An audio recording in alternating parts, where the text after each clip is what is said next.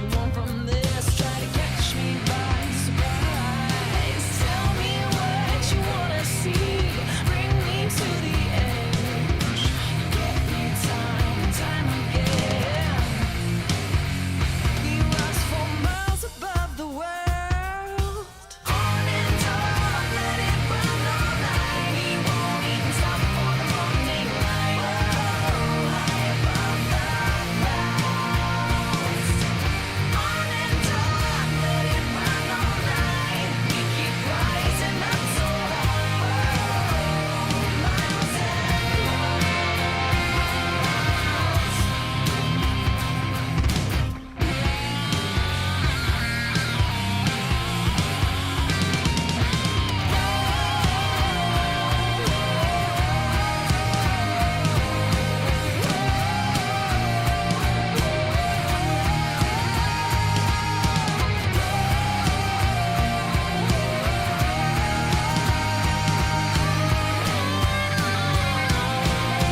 turn it on, let it run all night. Won't even stop for the morning light. High above the clouds. On and on, let it burn all night. We keep rising up so high above the clouds. On and on, let it burn all night. We won't even stop for the morning light. High above the clouds. On and on, let it burn all night. We keep rising up so high. Miles and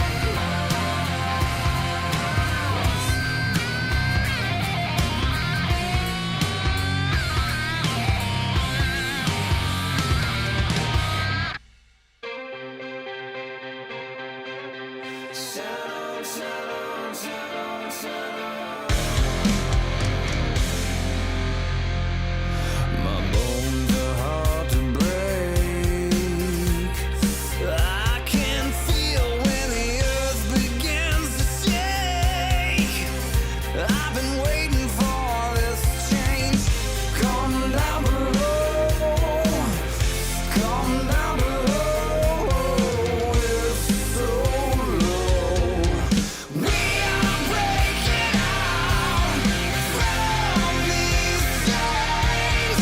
We are taking down the locks on this cage. Now's our time. You better fall in line.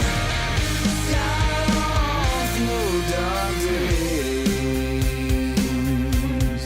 Shadow, shadow, shadow, shadow. Through the dark days. Come down below.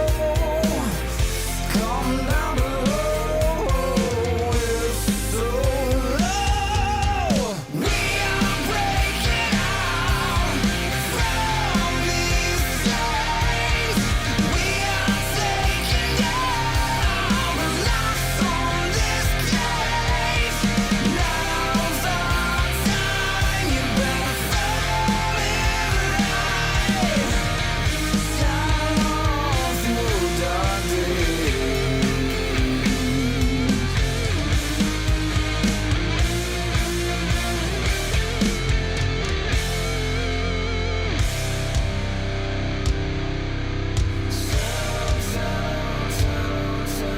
We are breaking out from these chains. We are taking down the locks on this cage. Now's our time. You better fall in line. Shadows, no dark days. They call it the big time. Got your name in lights. Now you're gonna shine. Got 'em in your sights. Yeah.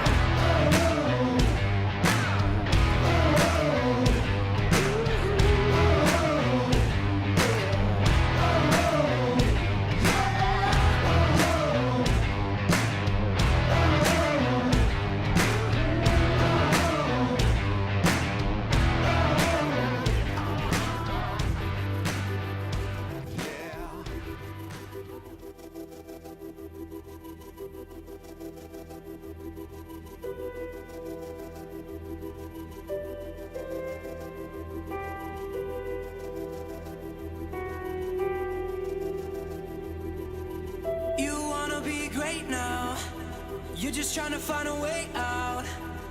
I don't wanna tell you how to live, but I just don't want you to miss. And I don't mean to scare you, I want you to live, and I dare you to give this life all you have.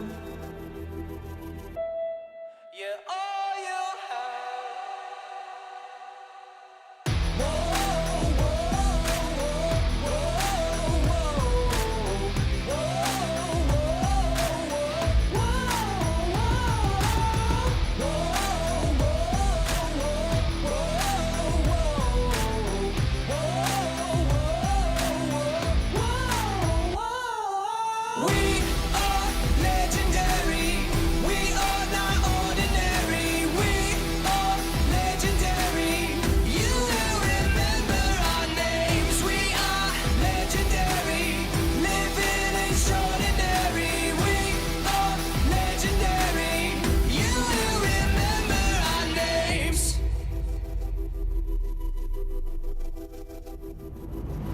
There's no way out of this. This life is all you get. One shot to take. Don't miss, just make. Don't get it twisted. We're on a mission to live life legendary. Yeah, we are legendary. We are legendary. We are not ordinary. We are legendary. You will remember our names. We are legendary. Living extraordinary. We are legendary. You will remember our names. Thin our blood. You're one of us. You're one of us. There's strength in our blood. You're one of us. You're one of us. We are legendary. We are not ordinary. We are legendary. You will remember our names. We are legendary. Living extraordinary. We are legendary. You will remember our names.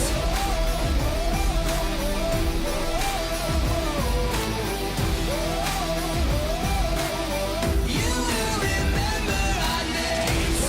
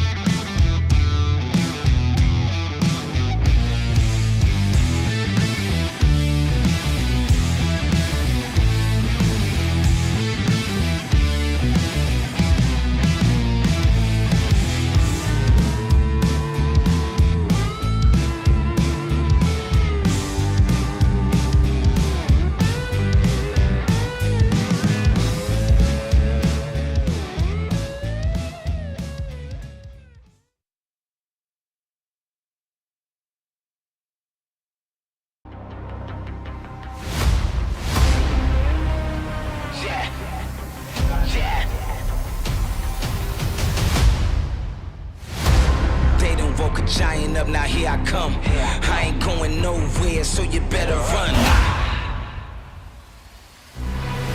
I'm a giant, and I never fall. The biggest in the game, I want it all. I'm a giant, like a riot. I'm defiant, more power than a tyrant. I'm a giant, the biggest in the game. I'm a giant, I'm defiant, more power than a tyrant. Ha. And I never fall, no, and I want it all.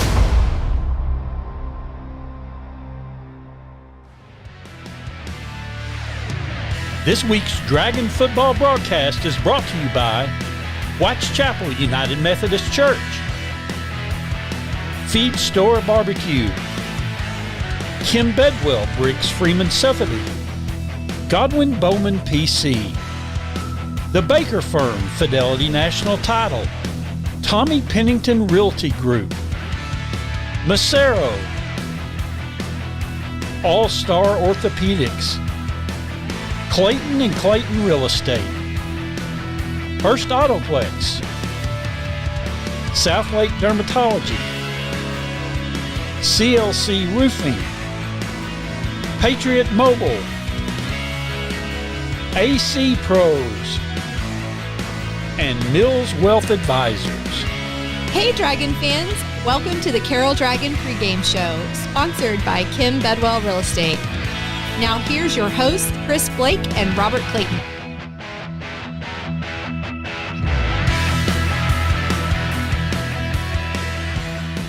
After the 20th undefeated season in Carroll history, it's finally playoff time. Tonight, the Dragons welcome the Mansfield Legacy Broncos to Southlake for the bi-district playoff round. Hi there and welcome into the Kim Bedwell Realty Group pregame show. Chris Blake with Robert Clayton, our statistician Monty Clegg, producer Bill Webb, and director Tim Polster tonight.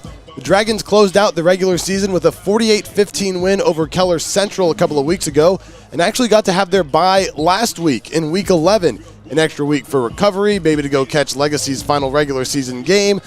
Oh, they couldn't because the Broncos also had a bye in Week 11. What are the odds? Legacy finishes 3-7 overall, but 3-3 in District 3-6A to sneak into that fourth playoff spot in the district. And with that, Robert, we are finally going to get playoff football. Well, this is it, Chris. You know, if you're in the dance, you are in the dance. This is a goal of every team across the state of Texas.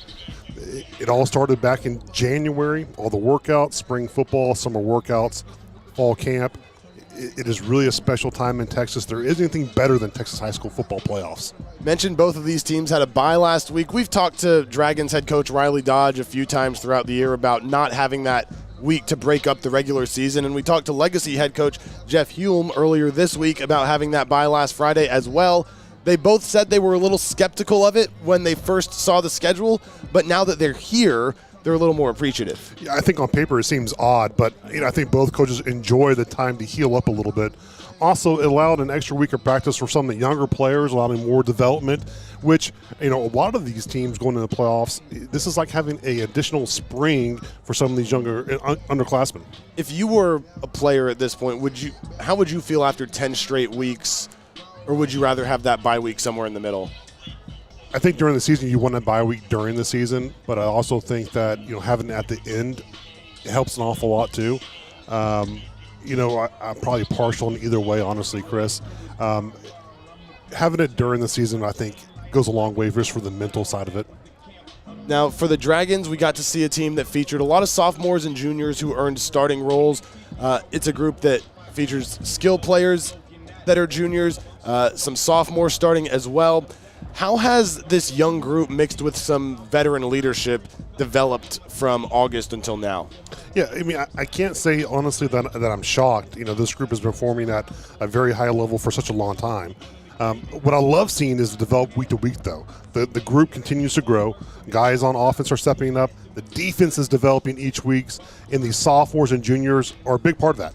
It helps, like you mentioned, with a lot of the senior leadership, Chris. On the other side of the ball, Legacy lost its starting quarterback Jake Jenkins in Week 1 and started 0-5. They lost all 4 non-district games and then lost the district opener to North Crowley. A lot of people lost to actually everybody lost to North Crowley this year, but they were able to bounce back, finish the year 3-2 after that 0-5 start and find their way into the playoffs. What does being able to recover from that 0-5 start and bounce back say about a team? I went back and looked at that first game of the season versus Northwest.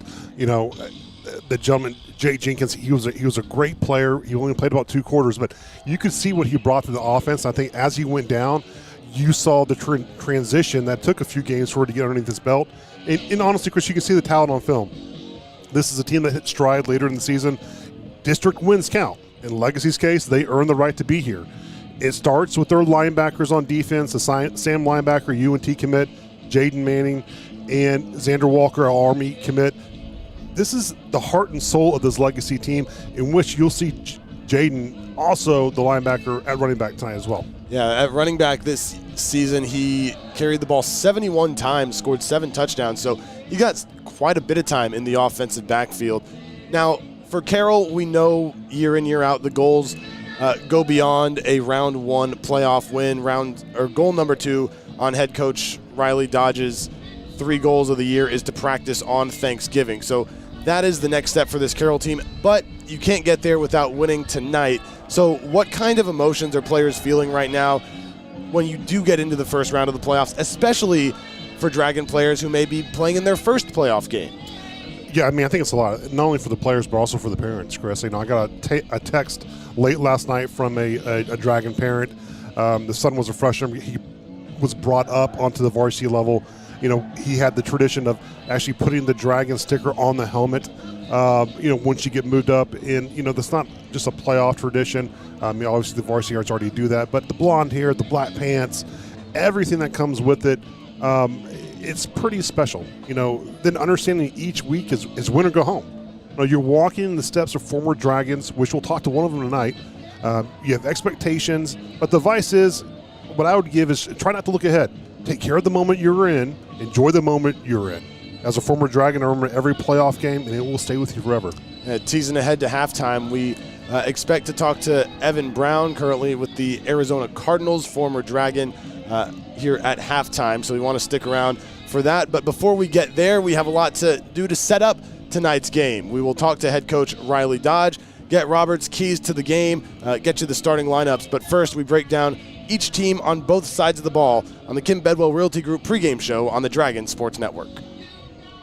Are you considering buying or selling your home in Southlake? I'm Kim Bedwell with Briggs Freeman Sotheby's International Realty, and I would love to assist you. Recognized as one of the top professionals in Southlake by both industry peers and clients, I am a proud mother of 2 Dragons and have been a resident of this amazing community for over 20 years. I know Southlake inside and out, and I am committed to ensuring your real estate journey is seamless and successful. You can find me at kimbedwell.com. Kim Bedwell Real Estate, delivering the highest level of experience and results in Southlake and beyond. Go Dragons! For mission-critical business litigation in Texas, business owners and executives trust Sean McCaskill and the law firm of Godwin Bowman PC. My wife Laura and I are 20-year residents of Southlake and the proud parents of 4 Dragons. I've been a dedicated volunteer in Southlake for the past 13 years, including serving 7 years on Southlake City Council. I'm the president and managing shareholder at Godwin Bowman, which was established in Dallas in 1980 to serve clients with business litigation issues all the way to the Texas Supreme Court. I've been with the firm for over 20 years, and I'm board certified in civil appellate law by the Texas Board of Legal Specialization. Please consider me, Sean McCaskill, and the law firm of Godwin Bowman for your business litigation needs. Please visit our website at www.godwinbowman.com for more information. I promise you that we'll provide big city experience together with small town service.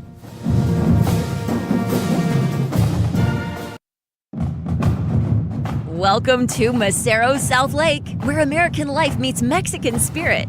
Experience our renowned Mexican-inspired dishes, featuring Tex-Mex classics, inventive salads, a variety of seafood, and our award-winning cheeseburger. But save room for dessert, and we offer a wide selection of curated cocktails, over 20 wines by the glass, and refreshing, vibrant mocktails. At Macero, we're more than just food and drinks. We're an entire experience. It's sharing laughter, spending time with family and friends, and creating new memories. Whether you're looking for a pre- or post-game meal, weekend brunch, or any queso craving weekday, join us in the shops of Southlake. Come see why at Macero, everyone's treated like family, and love is always on the house. This time of year, we're all looking for something, but what we really need won't be found under any tree, and it can't be bought for any price. What we're looking for is love, and hope, and peace, and joy. What we're looking for is a place to belong in and a place to believe, a place where miracles still happen. This Christmas, we invite you to find your home at White's Chapel during one of our 7 candlelight Christmas Eve services. Join us as we celebrate the birth of our Savior and the hope of the world. Hello, Dragon fans. Julie Walter here from the Baker Firm, Fidelity National Title, located right here in Southlake. It's Dragon football season, and as a mother of 4 former Dragons, I truly know how busy our fall schedules can get. At the Baker Firm, we provide great customer service with our knowledgeable escrow team, and we pride ourselves with a boutique-style title office that will close our customers anywhere in the DFW area. So, as you get ready to sell, buy, or refinance your home, be sure to tell your local agent or lender you want to close with the Baker Firm, and you are sure to score a touchdown.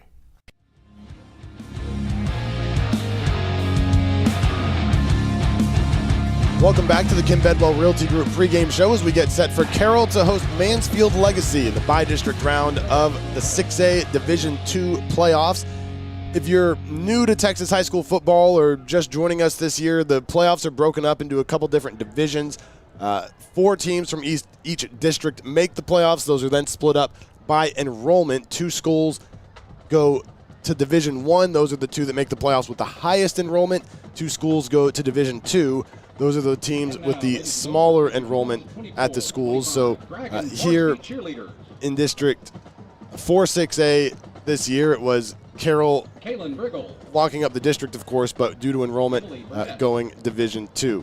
So that being said, little playoff primer. Dragons and Legacy tonight taking a look at this Carroll offense against the Broncos defense. And we've talked about the relative youth on this offense, a group that put up 474 yards a game in the regular season. The standout has been Brock Boyd, more than 1,100 yards, 17 total touchdowns, 16 through the air, 1 on the ground. We'll hear about him from Riley Dodge in just a little bit. But, Robert, how impressed have you been watching him week to week this year? Stud. I mean, absolute stud, Chris. To do what he has done in 10 games puts him as one of the best to ever do it in the Carroll uniform. And honestly, that's saying a lot. We're talking about guys like Clint Renfro, McKay Jacobson, Scott Chandler, among a few, including his own brother, Brady Boyd.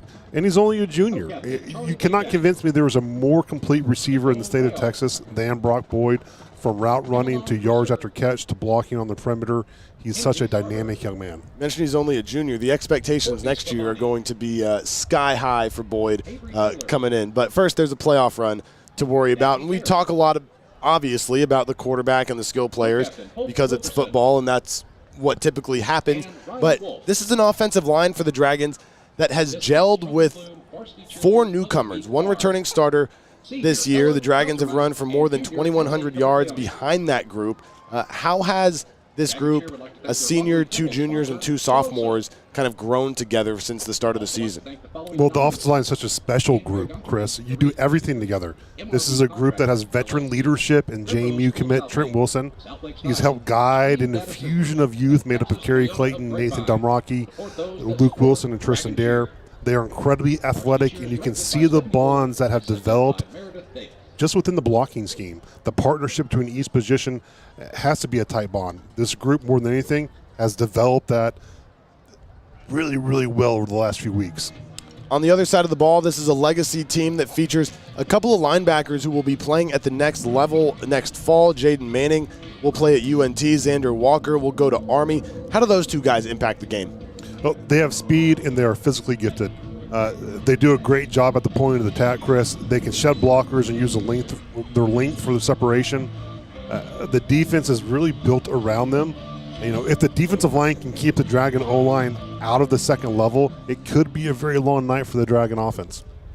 Well, Angelo Renda and company will look to mitigate that as much as possible. As you see the Carroll offensive stats for the year and the Legacy defensive stats for the season on your screen right now. Again, we're going to be audio only here throughout the playoffs, so we'll try to come up with some graphics that help inform you as we go through these games and do our best to describe what is going on. So that's a look at how this Dragon offense matches up against the Bronco defense. Coming up next, we'll take a look at the Carroll defense and the Legacy offense. This is the Kim Bedwell Realty Group pregame show on the Dragon Sports Network. Hello, Dragon fans. It's no secret, Southlake Carroll students have a long history of success. Protect the Tradition speaks to the success Carroll students have achieved in the past, both on and off the field. Games aren't won on game day. It's hours and hours of practice, working together, and trust in the process that builds confidence that leads our students to achieve extraordinary results. Like the Dragons, our team at Mills Wealth has a long history of success. We're celebrating our 25th year anniversary of helping clients make wise decisions about money. If we can help you, check us out online at millswealthadvisors.com. At AC Pros, we are a family-owned company that has been in business for 27 years in the DFW Metroplex. At AC Pros, we offer air conditioning and heating services, maintenance and sales, and we are a certified trained dealer.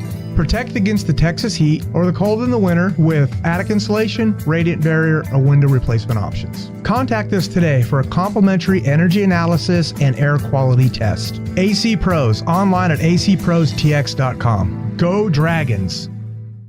For your next family get-together, church event, or corporate outing, well, leave the cooking to Feed Store Barbecue in Southlake. Feed Store has everything you need to make everyone happy, with delicious barbecue, fixings, and desserts. And the best part, they'll set it all up for you, and they'll take it away when you're done. All you have to do is eat. Call us at 817-488-1445 or online at feedstorebbq.com. Go Dragons! Hey Dragon fans, it's Tommy Pennington here with the Tommy Pennington Realty Group at Compass. Do you think you need to do improvements to sell your home? Start planning today. Inquire about our Compass Concierge program. It's the hottest program in real estate where our broker will pay for the improvements at zero cost to you. Call us today at 817-416-9000 or check us out on the web 24/7 at calltommy.com. So from my Dragon fans to yours, calltommy.com. Go Dragons! Southlake Dermatology offers specialized acne regimens using a combination of prescriptions and procedures that are covered by insurance. The Specialized Acne Treatment Center offers a full range of services with access to samples and rebates that are only available through a dermatologist. Our office is on the 3rd floor of the Southlake Medical Building attached to Methodist Hospital off of 114. Find us on Facebook or search our website at southlakedermatology.com.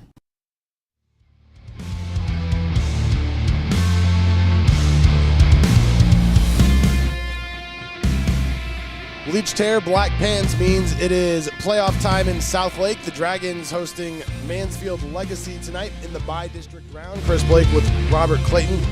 Robert has the bleached hair. He's got black pants on as well as Carroll gets set to start this trek through 6A Division II. Hey, we haven't mentioned the bracket yet. We'll get more into other games as the night goes on, but Carroll matches up, of course, with Legacy tonight. Then a win for the Dragons would put them into a matchup against the winner of Wolfworth Friendship, who they played last year in the second round, or El Paso Montwood.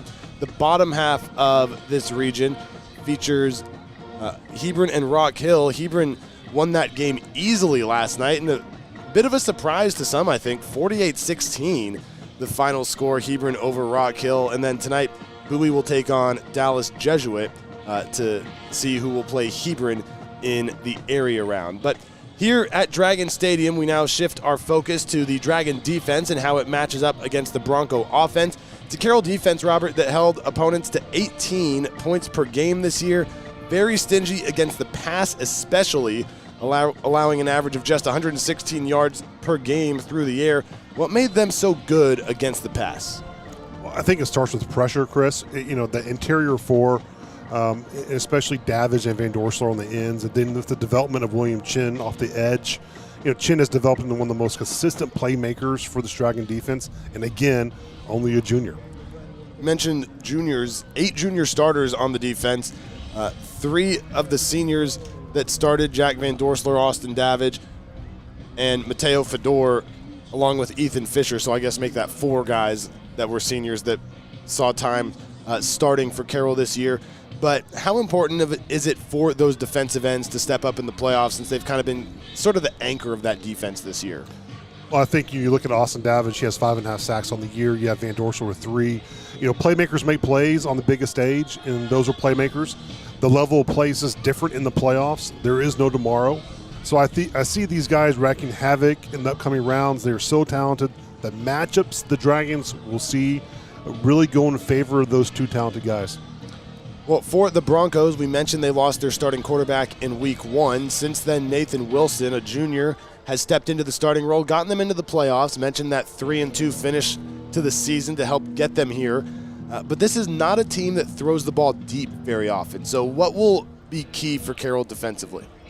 Well, I think you got to win on 1st and 2nd down, and they're going to do a lot of power and counter. You got to spill those plays, create a tough 3rd down position for Wilson, force him to put the ball in the air, make him be a complete quarterback. If he tries to scramble, you have to swarm to him. You got to make him uncomfortable, Chris. The legacy offense through the air that has averaged just under 85 yards a game. They've done a good job on the ground, averaging 170 rushing yards per game. Wilson this season threw for 678 yards, 5 touchdowns, 4 interceptions. So a team that's probably going to try to do more damage on the ground than through the air.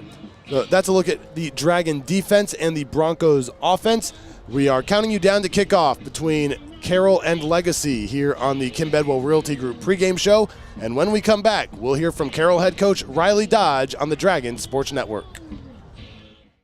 Are you considering buying or selling your home in Southlake? I'm Kim Bedwell with Briggs Freeman Sotheby's International Realty, and I would love to assist you. Recognized as one of the top professionals in Southlake by both industry peers and clients, I am a proud mother of 2 dragons and have been a resident of this amazing community for over 20 years. I know Southlake inside and out, and I am committed to ensuring your real estate journey is seamless and successful. You can find me at kimbedwell.com. Kim Bedwell Real Estate, delivering the highest level of experience and results in Southlake and beyond. Go Dragons! Patriot Mobile is America's only Christian conservative wireless provider, offering dependable nationwide coverage on all 3 major networks, so you get the same coverage you've been accustomed to in your area, minus the leftist propaganda. When you switch to Patriot Mobile, you're sending a message that you support free speech, religious freedom, the sanctity of life, the Second Amendment, and our military, veterans, and first responder heroes. Their 100% U.S.-based customer service team makes switching easy. Keep your phone and keep your number, too. Just go to patriotmobile.com/dragons or call 878-PATRIOT. Get free activation today with the offer code DRAGONS. Hey, Dragon fans, this is Robert Clayton with the Clayton team at Clayton Real Estate. Karen Young and I have been proudly serving Southlake for over 30 years in residential resale, family owned and operated, and former Dragons. Being a Dragon graduate, you truly understand what it means to be a Dragon. Tradition, excellence, and a winning team. That's what we provide our clients, the best service and experience in the industry with a winning tradition. Dragons representing Dragons. Call us today at 817-894-4152 or visit us on the web at www.dragonrealtors.com. Go Dragons. Hey everyone, this is Michael Baum, General Manager at Hearst and Louisville Autoplex. We are longtime supporters of all things Dragons. This season, if you want to show up to the game in style, come see me or Brees Higgins, where we have the largest selection of late model, high-end, pre-owned trucks and SUVs. As a family-owned and operated dealership, we'll treat you like part of our family. Come see us on either side of the Metroplex and get a new ride today. Shop us online 24/7 at HurstAutoplex.com. Go Dragons! Christmas is a season of joy as we celebrate that manger in Bethlehem and the dawn of God's redeeming grace. All month long, White's Chapel is filled with opportunities to experience the joy of the season. From our trains, musical programs, and activities of all types, we invite you to come and share in the celebration. Please go to our church website for times and information. Join us as we repeat the sounding joy of Christmas. Welcome back to Dragon Stadium as we get set for the first round of the playoffs. Carroll hosting Mansfield Legacy tonight, joined by Dragons head coach Riley Dodge. And coach, you guys were off last week. No game in week 11. We've talked about that a few times over the course of the year. But now that it's come and gone, how did you like the week 11 bye? Yeah, it was much needed for everybody in the field house. I thought we had a great week. We kind of bookended it with just weights. No practice on Monday and Friday, but we had 3 really good quality practices on Tuesday, Wednesday, Thursday. Just kind of get back to the basics, work on some things that we felt like we needed to clean up. But I thought the kids attacked it with the right mindset and just try to get their bodies fresh for this playoff run. Looking back to the final game against Central, a couple of things wanted to ask you about that we can kind of correlate to bigger picture about the season. But you look at what Brock Boyd has done this year, another game, 3 catches, goes over 100 yards. He averaged over 21 yards per catch this season. Seems like he got to 100 almost every week with 4 or 5 grabs. Can you put his year into perspective a little bit? Yeah, it's been one of the best. I think a 10-game span. Definitely in the past 7 years. I think that probably in the past 20, it's definitely up there. Just a kid that the way he practices it, each and every day, and the way he prepares, it's no surprise that what he's doing on game nights. Just the ultra competitor and everything he does, and that stat also tells me on the average that tells me I need to give him the ball more. Well, we'll see what the target share looks like tonight against Legacy. On the other side of the ball, a guy that stood out against Central, William Chen, 8 more tackles, someone that consistently was among the team leaders in tackles. And we've talked about him a little bit, but what makes him so good aside from the physical attributes?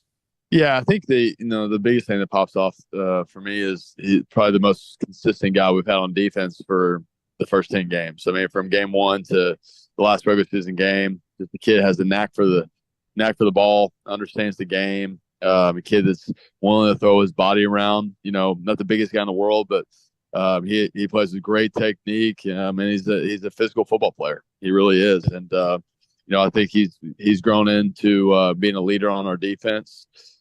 Playing majority of special team role as a sophomore, but has had a heck of a year. Is really kind of been our bell cow all year on defense.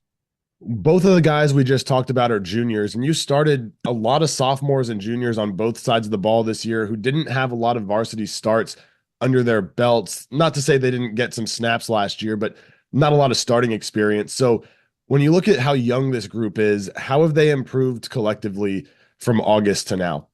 Yeah, probably the biggest thing is just how they prepare during the week. What is a meeting supposed to truly look like? What is practice supposed to really feel like throughout a week, and them really hopping into the process. It's a long year. It really is. And for a young kid that really hasn't done it, it normally takes some time, but I've been really proud of this group. We got some good senior leadership, but the youth on this football team has really bought into how we do things Monday through Thursday, and they've continued to get better and better. So very, very proud of them. Looking at this Legacy team you guys take on tonight, they lost their starting quarterback early in the season in week 1. The quarterback, now Nathan Wilson, they don't get it down the field a ton through the air. So what do you do to ensure that everything stays in front?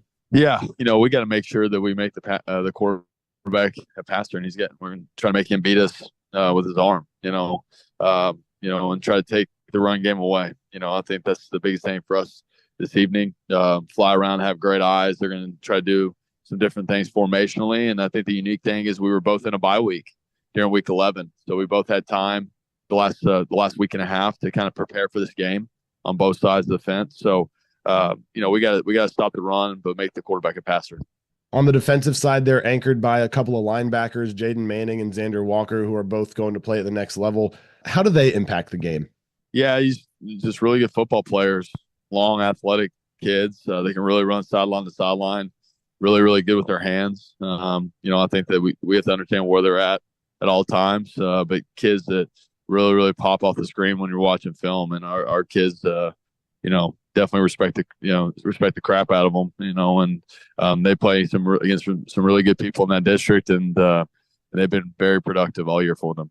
How's the hair looking in the locker room this week? Yeah, it's something, as always. It's something.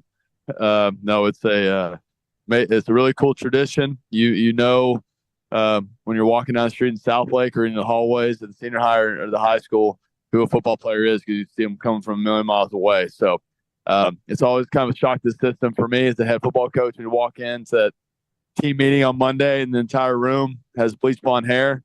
And, we'd love to give them a hard time about it. But, it definitely means it's playoff time in Southlake, Texas. So when you see them all walk in on that first Monday, if it's a really not great bleach job, do you give them a hard time?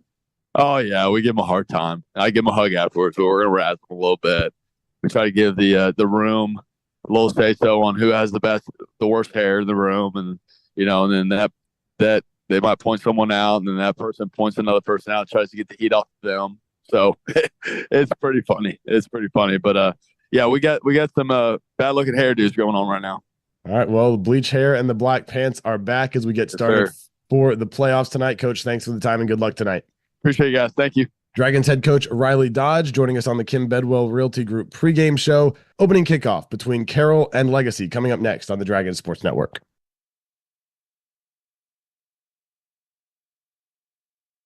Are you considering buying or selling your home in Southlake? I'm Kim Bedwell with Briggs Freeman Sotheby's International Realty, and I would love to assist you. Recognized as one of the top professionals in Southlake by both industry peers and clients, I am a proud mother of 2 dragons and have been a resident of this amazing community for over 20 years. I know Southlake inside and out, and I am committed to ensuring your real estate journey is seamless and successful. You can find me at kimbedwell.com. Kim Bedwell Real Estate, delivering the highest level of experience and results in Southlake and beyond. Go Dragons!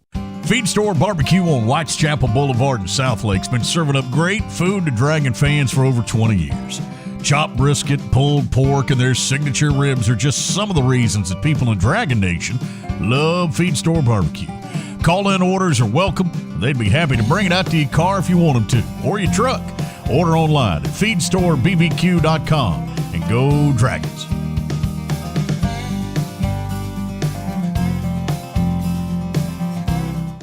Howdy, Dragon fans. This is Chad Cross, owner of CLC Roofing. As a Southlake resident, I understand what winning teams and championships are all about. CLC Roofing is your one-stop commercial and residential roofing provider. We offer roofing, gutter, skylight, and solar options for your home. Whether you need a new roof or just a repair, contact us today to schedule your free roofing inspection. You can visit us online at clcroofing.com or contact my office directly at 817-416-ROOF. That's clcroofing.com or call us directly at 817-416-ROOF. And go Dragons, let's finish. Hey Dragon fans, Tommy Pennington here. Like the Carroll Dragons, my team understands it takes great fans to be a winner. I want to personally thank all of our Tommy Pennington Realty Group fans for their loyalty and ongoing support. It's because of you we continue to support our Dragon organizations every year. Please remember, we love helping Dragon families with all of their real estate needs. I'm here to give you the best advice and to help you anytime. My Dragon fans would tell you, Call Tommy.com. Go Dragons! This is Dr. Mark Greenberg, team physician for the Carroll Dragons. All-Star Orthopedics is proud to be the official sports medicine providers of Dragon Athletics. Our 8 board-certified orthopedic specialists offer surgical as well as non-surgical treatments for a full range of orthopedic injuries and conditions, with on-site imaging and physical therapy, along with best-in-class outpatient and inpatient surgical facilities. You can trust that we will be there with you every step of the way. Let us get you back in the game. Inside, gets away from a defender across the 5. Touchdown, Dragons.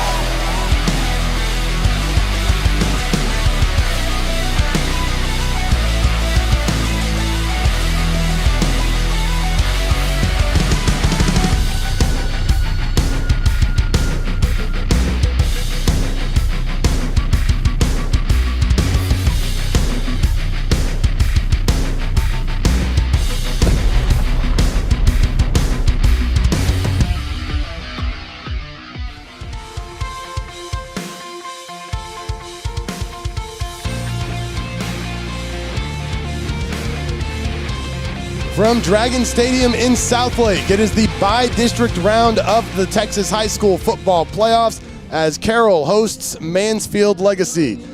Hi there, everybody. Chris Blake with Robert Clayton, our statistician Monty Clegg, producer Bill Webb, and director Tim Polster tonight as the Dragons begin a march towards what they hope will be another state championship, but it starts with the bi-district round tonight against the Broncos.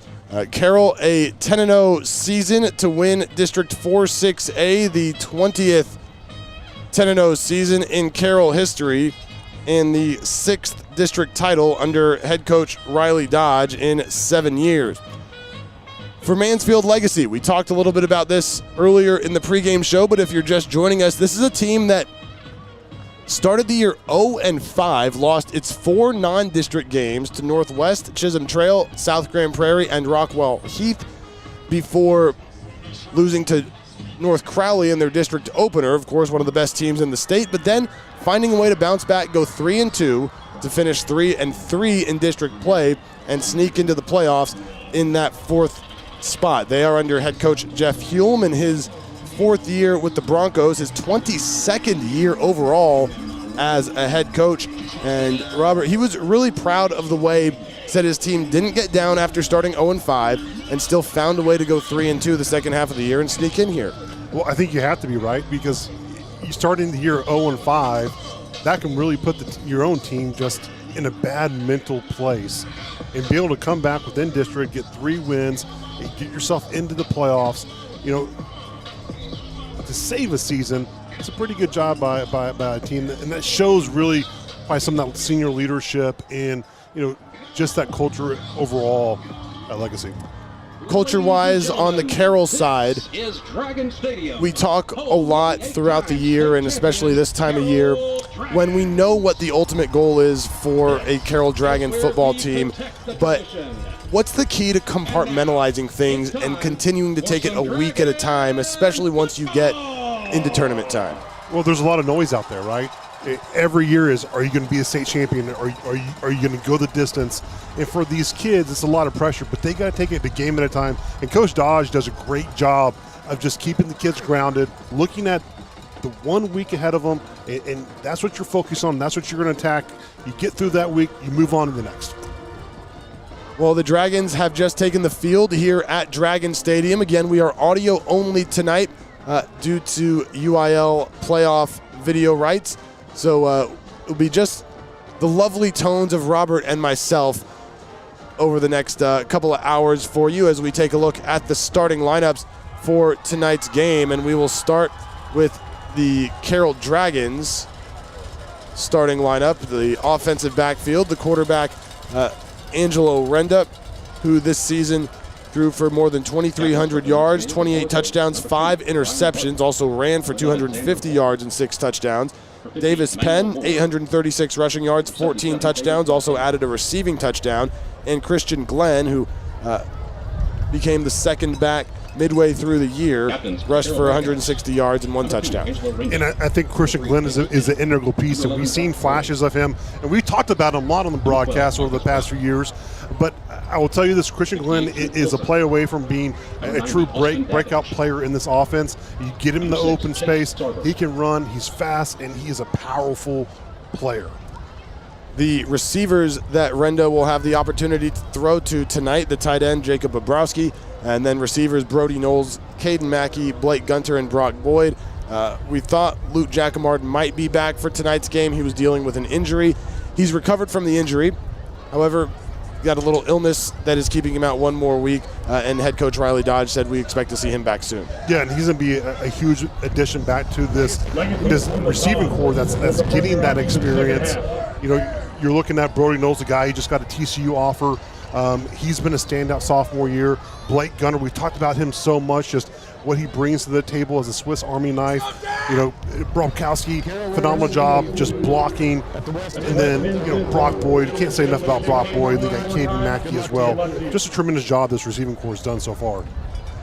That was the coin toss going on at midfield. And Carroll won the toss and elected to receive here in the first round, or in the first round of the playoffs on the opening kickoff. The offensive line for the Dragons, left to right, bookended by a couple of sophomores in Luke Wilson and Tristan Dare, but it goes Wilson and his brother Trent Wilson, Kerry Clayton, Nathan Damaraki, and Tristan Dare. Yeah, and it's been a good addition to get Kerry Clayton back. He gets back into the starting lineup. He was out last week and got some time to recover. And Will Barley came in and did a phenomenal job at that center spot as well. But, we talked about this group in the pregame, how they've really, Chris, kind of formed and formed that bond and come together and really developed as a unit. The Broncos have also just taken the field here as we take a look quickly at the Carroll defense. The defensive line, talked about the defensive ends, Jack Van Dorsler and Austin Davidge, Jake Lucky and Jackson Oakley. The defensive tackles, linebackers for Carroll tonight. They'll only have 2 on the field at a time for the most part, but we'll see a mix of these 4 guys out there consistently for the Dragons, and Will Lyons, Marcus Browse, Mateo Fedor, and Robbie Ladd. And then the secondary, which Robert talked about, the relative youth in this group that has really excelled this year, Luke Bussman and Ethan Fisher, the lone senior, at corner, and then William Chen, Gavin Strange, and Austin Bussman. And the one guy you don't see there is Tavian Kuntz, who has 3 interceptions on the year. He's done a phenomenal job. And again, that's the development of this defense, especially the back end that had a lot of question marks entering the season. Well, we are just about set for the national anthem here at Dragon Stadium. When they begin, we will keep it here and listen in on really maybe just the second relatively cool night of the year.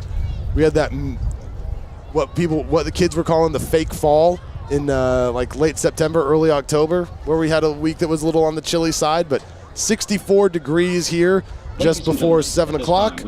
Of course, after daylight savings time, sun completely set, and we will now listen in to the national anthem. The SLC Varsity Choir.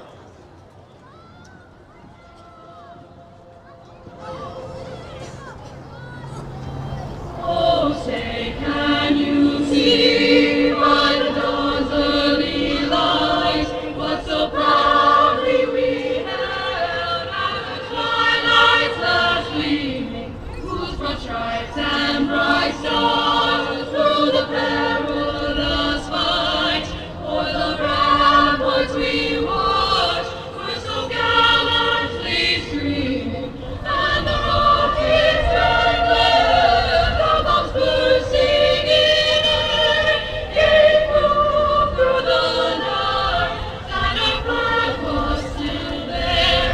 Oh, say does that star-spangled banner yet wave o'er the land of the free and the home of proud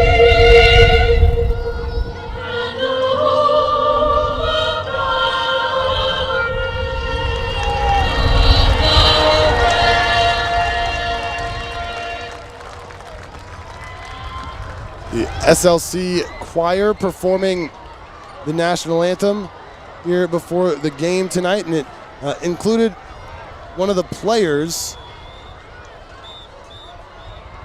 Bolin Ananuga, dressed in his green jersey, black pants, standing out there with the group singing before the game starts tonight. And we are just about set for kickoff here, and let's take a look, Robert, at your keys to the game. Ladies and gentlemen, we mentioned in the broadcast at the start, number 1, dominate first and second down, put them in tough third down situations, win the turnover battle tonight, and dominate the line of scrimmage. The officials for tonight's game. I'd like to remind everyone that life Referee is Ryan Vance. The umpire, Matt Zaragoza. The head linesman is Dwayne Barbie. The line judge is Josh Hale. The back judge is Chris Pucci. The side judge, Patrick Clayton. And the field judge is Marcus Dawson. So we are ready to get started here in the bi-district round of the playoffs. All kickoffs powered by Macero Southlake. Tackle your hunger pregame, postgame this weekend, or any day with queso Macero and brisket tacos that score big on taste. Find us at the shops at Southlake. Macero, where love is always on the house. Carroll won the toss and elected to receive the opening kickoff tonight. Dragons will be moving from right to left in front of us. That is west to east as the stadium is configured. Christian Glenn and Brock Boyd back to receive the opening kickoff for the Dragons that will Boyd and Christian Glenn back to receive for the Dragons. be booted away by Jeremiah Kiefer. He was a second-team All-District punter for the Broncos a year ago, handles kicking and punting responsibilities for Mansfield Legacy, and we are underway in the first round of the playoffs. Dragons will let this one go through the back of the end zone for a touchback, and the offense will get things started for Carroll tonight. We expect Legacy to come out in a 4-3 defense. Again, we talked about Jaden Manning and Xander Walker. Jaden Manning is that outside linebacker. He's going to play primarily to the strength of the field, and he's a guy that is going to be physical. He's going to try to set that edge for that Legacy defense. Carroll gets the ball center of the field at their own 25-yard line. Renda, the quarterback, Davis Penn in there at running back, tight end to the right of the formation. Renda takes the snap, throws short to the right. It is complete to the 36-yard line to Brock Boyd for a gain of about 6. A great protection by the Dragons. Great pitch and catch with Renda and Boyd. So Boyd, during the season, 52 catches, over 1,100 yards, gets the first touch. Gets the first touch here for Carroll, but you just heard the official Ryan Vance come on the microphone and say that the pass was ruled incomplete. Boyd had to go down to a knee to get it. We're going to say it skipped on the turf before it got to him. So 2nd and 10, 2 receivers each side of the formation. Penn to Renda's right. Renda throws left side, outside the numbers. Completed there and driven out of bounds for the Dragons is Brody Knowles up to the 37. A great job by the Dragon offensive line. Hey, great protection. Good job by Renda on his checkdowns, getting over to Brody Knowles on a little curl route there onto the left of the sidelines. 32-yard line, third down. Or excuse me, ball up to the 32, not the 37. And it'll be 3rd and 4 for Carroll. They look to the sideline to change the play. Ball's on the left hash here. Legacy showing some pressure. Now they back it off. They rush 4. Renda with time is going to take a deep shot over the middle of the field. He's got Boyd caught inside the 30. He's dragged down inside the 15-yard line. A huge gain on 3rd down for Brock Boyd to get the Dragons into the red zone. Of course, it's an incredible job by Angel Renda sitting back in the pocket, allowing what Boyd does. He does a great job. He gets behind the 2nd level and into the 3rd level. And again, this is a play that we've seen throughout the year. It's just getting vertical down the field and stretching the field for that tandem. All the way down to the 15-yard line for the Dragons. And they'll have a first down here. 2 receivers to the right, tight end to the right as well. 1 receiver to the left side of the formation. They bring player in motion, waft one down the sideline for Penn, who gets into the end zone for the touchdown. Davis Penn snuck out of the backfield as Carroll moved a receiver across the set from right to left, and Penn found himself all alone to walk into the end zone. Great job by Riley Dodge on getting Caden Mackey in motion from right to left. It stretched the defense out, then you slip Davis Penn off to the right, wide open, touchdown Dragons. So Carroll an early 6-0 lead here with 10:37 to play in the first quarter. Gavin Strain on for the Tommy Pennington Compass Group point after try. He splits the uprights to make it 7-0 with 10:37 to go on the Dragon Sports Network. For your next family get-together, church event, or corporate outing, well, leave the cooking to Feed Store Barbecue in Southlake. Feed Store has everything you need to make everyone happy with delicious barbecue, fixings, and desserts. And the best part, they'll set it all up for you, and they'll take it away when you're done. All you have to do is eat. Call us at 817-488-1445 or online at feedstorebbq.com. Go Dragons. At AC Pros, we are a family-owned company that has been in business for 27 years in the DFW Metroplex. At AC Pros, we offer air conditioning and heating services, maintenance and sales, and we are a certified trained dealer. Protect against the Texas heat or the cold in the winter with attic insulation, radiant barrier, or window replacement options. Contact us today for a complimentary energy analysis and air quality test. AC Pros, online at acprostx.com. Go Dragons! That's ready, set to kick off the Dragons. Jackson Carr.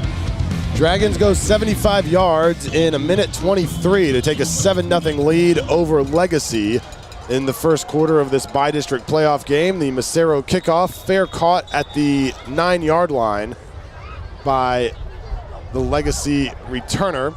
And that is where Broncos will get things started on their first possession of the night. The kickoff's powered by Macero Southlake. Tackle your hunger pregame, postgame this weekend or any day with queso Macero and brisket tacos that score big on taste. Find us at the shops at Southlake. Macero, where love is always on the house.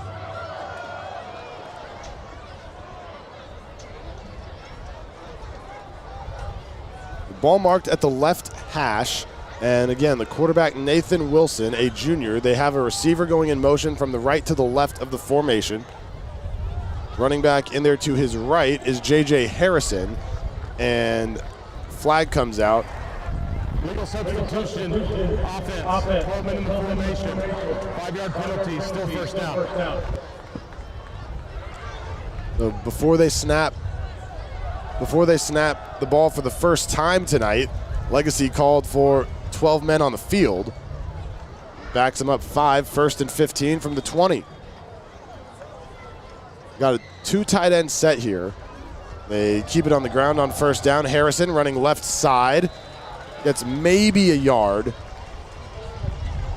to the 21. A great stop by Jackson Oakley there. He's that interior force of that Dragon defense. And again, Legacy's going to want to operate in between the tackles tonight. That's their strength. You're going to see some buck sweep. You're going to see some counter. And you're going to see some ISO. Their strong suit isn't putting it in the air. So starting off on that first down, Chris, with a penalty, puts them in a tough spot. The rest of the starting offense for the Broncos, the offensive line left to right, Khalil Sonogo, Potter Andrews, David Dalton, Brandon Robinson, and Colin Medford. The receivers, Dre Thomas, Lewis Wilkerson, and Jackson Carr. The tight end, Blaine Rush. On 2nd and 14, keep it on the ground again. Harrison running left side, maybe another yard, up to the 22. It'll be 3rd and long. Again, the Dragon defense, they had to win 1st and 2nd down to put them in the 3rd down position they're in. It's where the Dragons want this Legacy offense to be at all game. Well, this Carroll defense certainly will try to get after Wilson here. One of your keys to the game was to put them in 3rd and longs. They've done so here on the first series. Harrison lined up to Wilson's right, I should say, and he throws left side, completed, but may have been out of bounds. Was at about the 30-yard line. The intended receiver was Dre Thomas, and it will be 4th down. But good pressure by Van Dorsler and Davidge on the bookends. You're putting him in a situation, Wilson throwing off his back foot, trying to make a completion. And again, you get him behind the 6, it's going to be a very long night for this Legacy offense. Back to receive the punt for the Dragons is Parker Harris. As Kiefer's on to kick it away, it is a low punt that bounces to the 50, takes a Broncos bounce, and Harris's only option is going to be to let this one roll. And they end up flipping the field here. It goes all the way inside the Dragon 30. They mark it at the 26-yard line, so nice punt by Kiefer. 50-yard kick by the junior. And Carroll will have it essentially where it did last time to start the possession. 7-0 Dragons. 8:50 to go in the first quarter. They come out with 2 receivers stacked to the right side of the formation, 1 to the left. Tight end to the left. Handoff goes up the middle to Davis Penn. He gets to the 29. Give him about 3 on the play. The Dragons keeping the ball on the ground on first down. A little counter play, pulling out Trent Wilson, kicking out the end, leading Bronpaski through the hole. Great job by Penn, just getting a few yards here on first down, creating a 2nd and 7.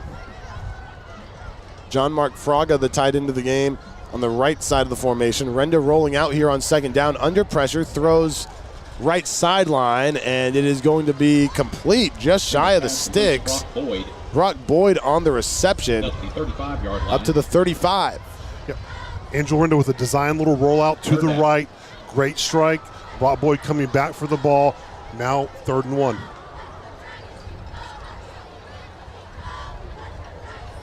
Third and short here for Carroll. Just 2 down linemen for Legacy. The ends are standing on 3rd down. They will give it to Penn, trying to bounce it outside, gets outside the left hash, stiff arms a defender at the 40, who finally drags him down, but after he picks up the 1st down, stop made by Jeffrey Brown, but Penn moves the chains. Great read by Penn, hitting the backside of the zone here, finding his opportunity, finding the hole onto the left side. Great job on getting the 1st down. Ball up to the 44 for the Dragons. New set of downs here with 7:25 to go in the 1st quarter. 2 backs in the backfield now, 1 on either side of Renda. Penn and Glenn both back there, and they give it to Penn running right side with Glenn as the lead blocker. Gets across midfield, out to the right sideline, picked up the 1st down, and a flag comes in late as he crossed the 45-yard line. Flag on the play. Maybe a face mask. Personal foul, face mask, defense, number 25. 15 to the end of the run. 1st down. Sophomore cornerback Aston Randall called for the penalty, and that tacks 15 more onto the run. It's tough. It was a great job. You had big Trent Wilson out there leading the way on pulling on the outside zone. Great job by the big man getting out there and getting on Xander Walker, their star linebacker. 2 receivers to the left. They send Glenn in motion that way on 1st down.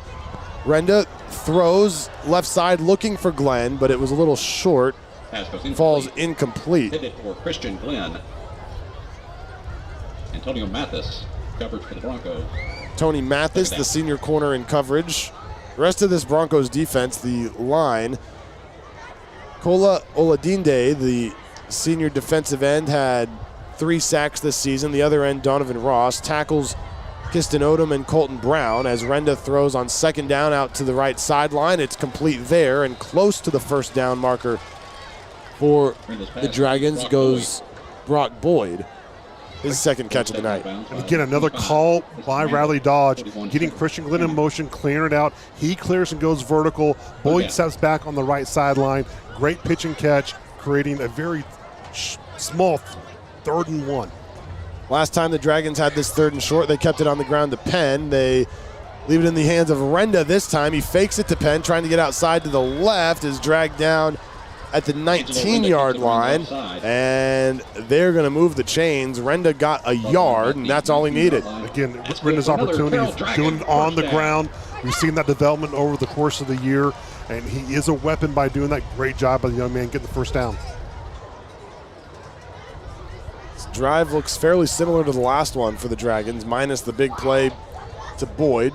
2 receivers stacked in the slot left, 1 in the slot right. Everybody fairly tight to the line on this 1st down play. Penn alongside Renda to the right. They give it to Penn, running off left guard, bounces outside the 10, shoves the defender as he went out of bounds at the 5-yard line as Penn delivered a little bit of wood himself. You love to see, as we talked about the development of this offensive line, and they are creating the holes in the interior right around left guard Trent Wilson, center Kerry Clayton, and right guard Nathan Domraki doing a phenomenal job on setting the tone early in the game. 2 receivers right, 1 to the left, 1st and goal. Renda going to keep it himself and is going to walk into the end zone untouched. Faked it to Penn. The defense bit on it, and Renda was able to get in along the right hash without a defender getting a hand on it. Great zone read by Angelo Renda. He saw the end come crashing down.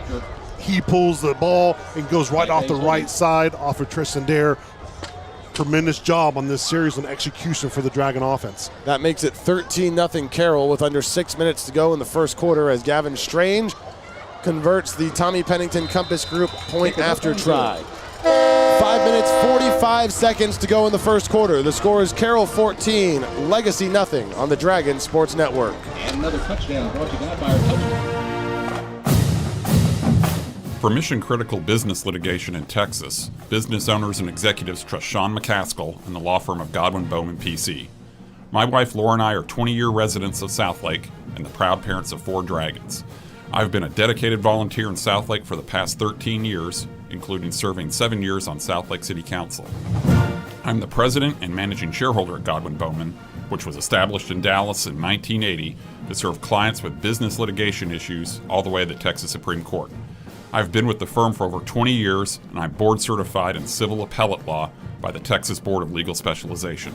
Please consider me, Sean McCaskill, and the law firm of Godwin Bowman for your business litigation needs.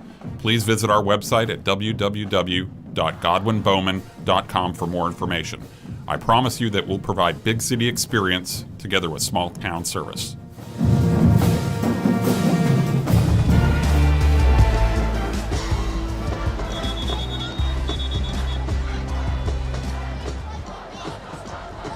The Massaro kickoff lands in the end zone for a touchback. Carroll leads it 14-0 with 5:45 to go in the first quarter of a bi-district playoff game against Mansfield Legacy.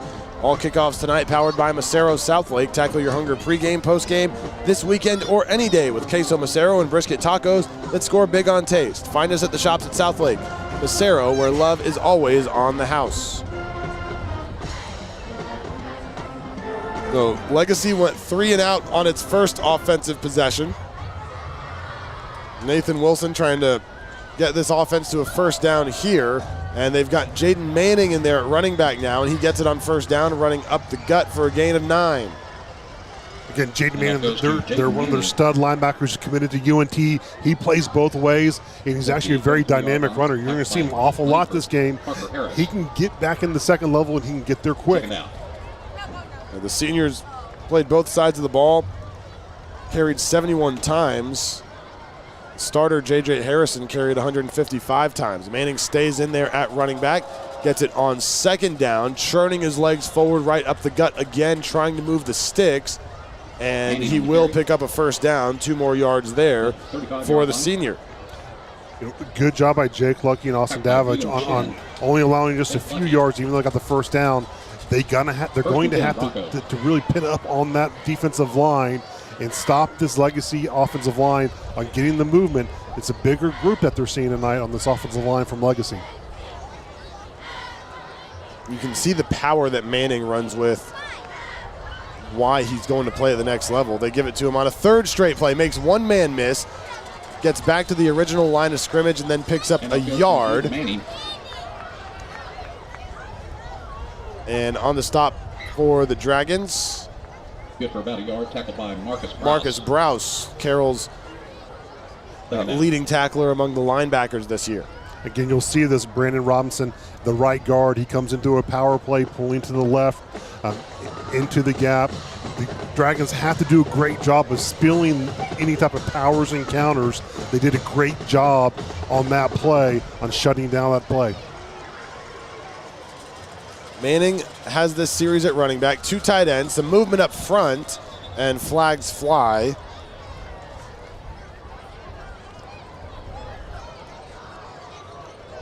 The officials chatting at the 29-yard line.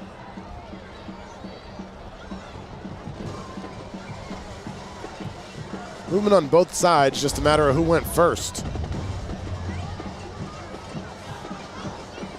Offside, defense. Jumped into the cause the offensive player to react. 5-yard penalty. I'm going to say one of the Carroll linemen moved first, so that'll move him up 5 yards. 2nd and 4.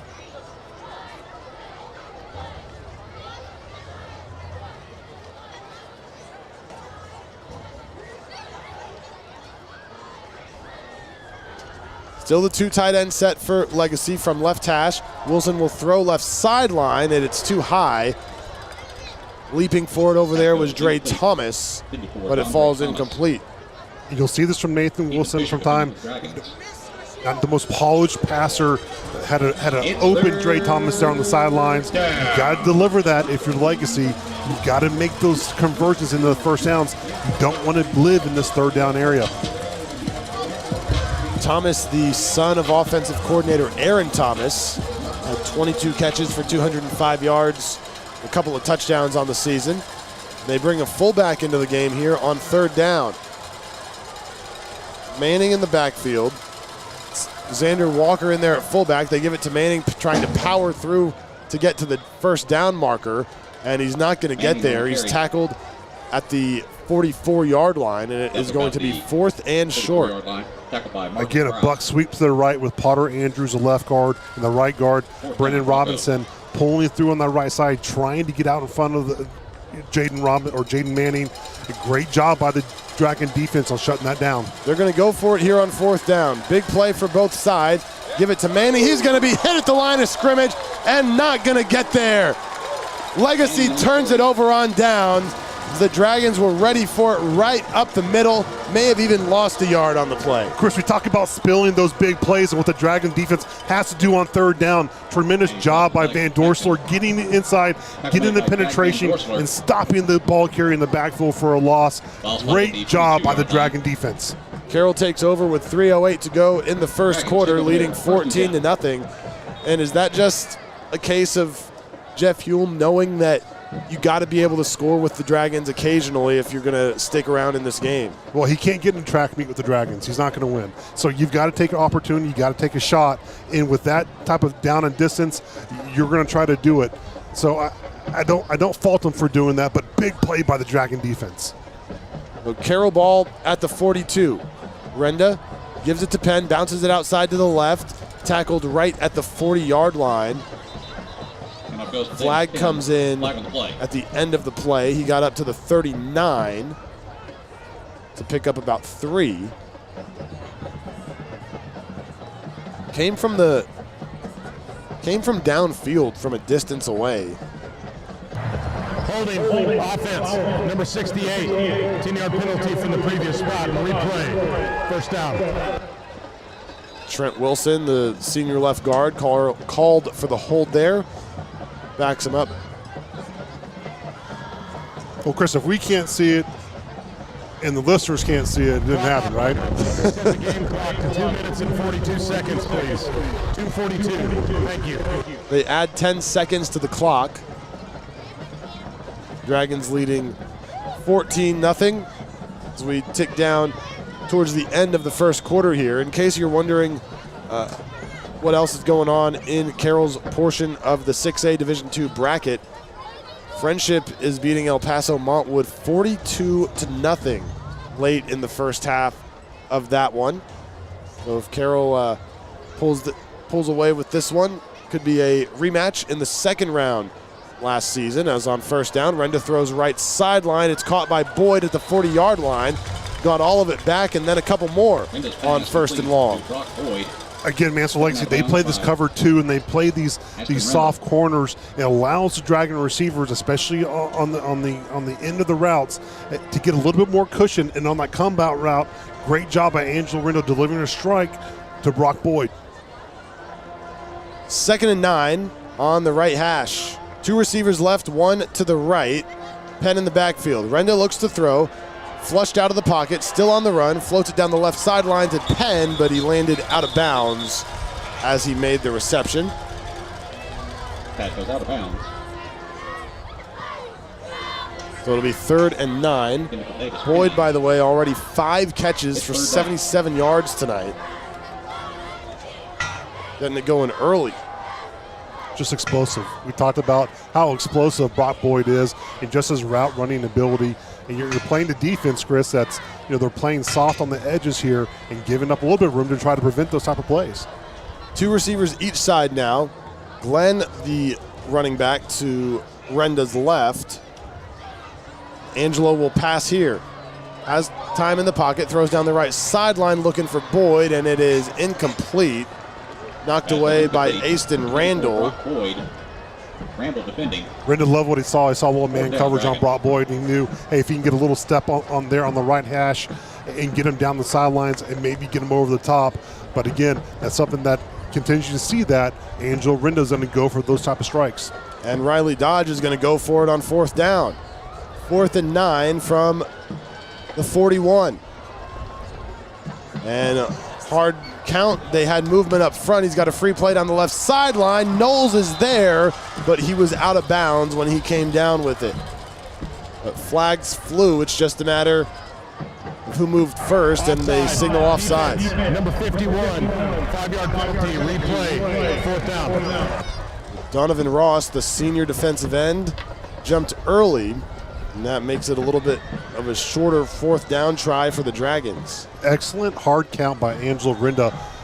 These are one of those play calls that is often, not looked at with high success rate, but great job by Angelo to draw the defense off sides. Broncos showing pressure here as the Dragons look to the sideline. 2 receivers left. Tight end to that side as well. 1 receiver to the right. Knowles goes in motion to the slot.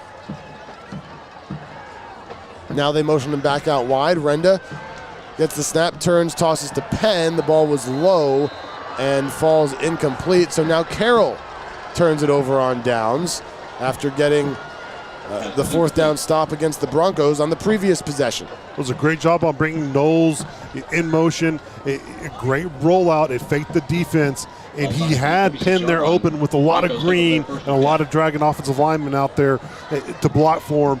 Unfortunately, fell to the ground before making to the catch. But again, a turnover by the Dragons, but not much yardage interchanged here over the last few possessions, Chris. No, ball's been in between the 50 and the 30 on the east side of the field as Legacy switching their formation now, moving everyone tighter in motion. A lineman out to the right side. Wilson, the quarterback, keeps it on the ground and picks up about 3. A whole lot of movement for a gain of a couple.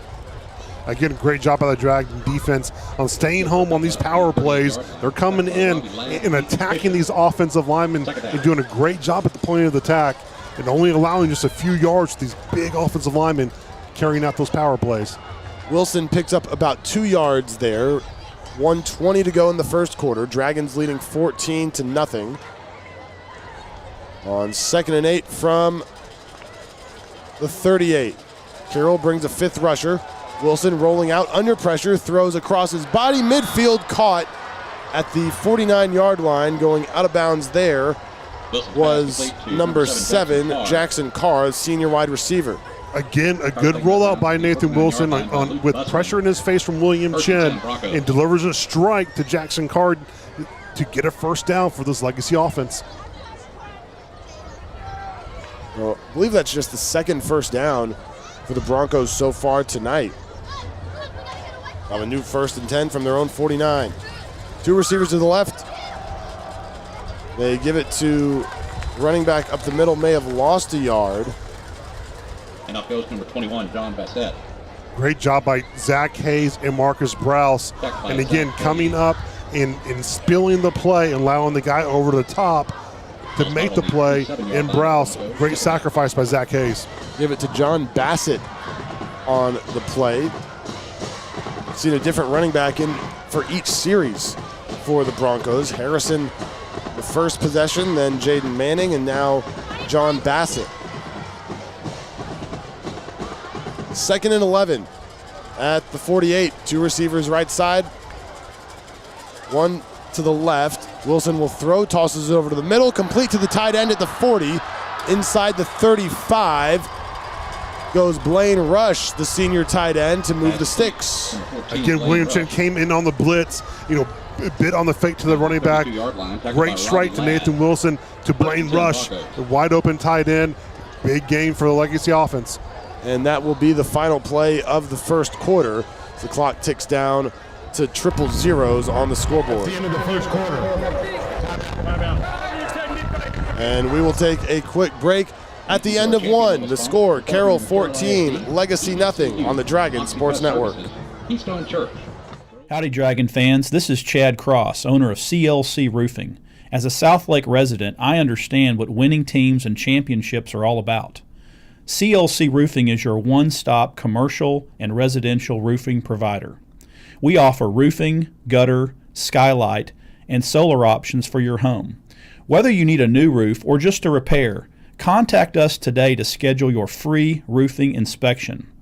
You can visit us online at clcroofing.com or contact my office directly at 817-416-ROOF. That's clcroofing.com or call us directly at 817-416-ROOF. And go Dragons, let's finish.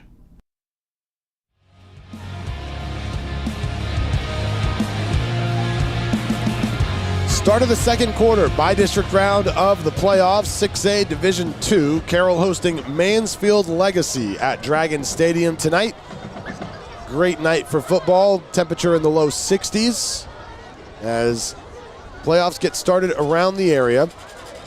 It is Legacy ball. They ended the quarter with a 20-yard catch and run by the tight end, Blaine Rush.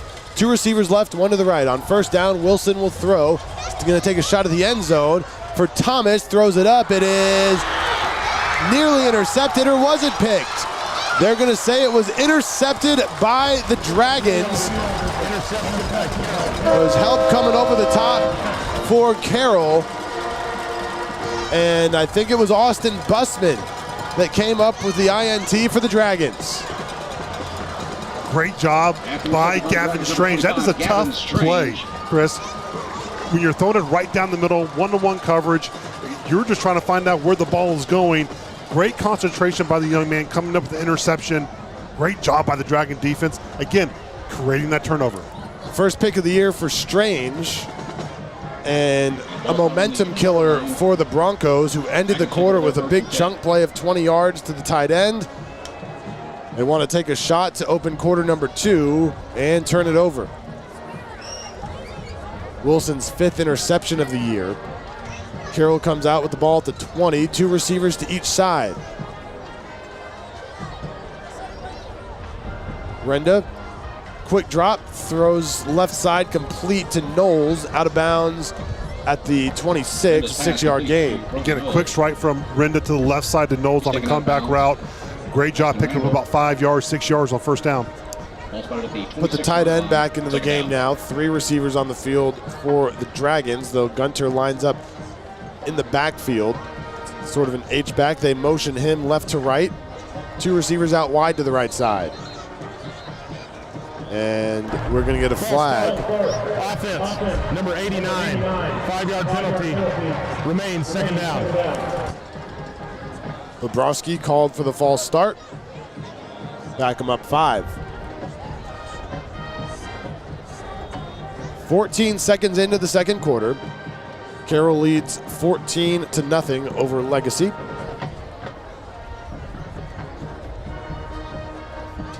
Back to a 4-receiver set for Carroll. With Gunter lined up as the end on the left side. In motion, Mackey. Renda looks to throw. Throws right side to Boyd. Spins out of a tackle at the 34 and falls to the 36-yard line. First down for the Dragons. Good job by Renda to staying in the pocket, making his progressions, and hitting Boyd on a little slant route.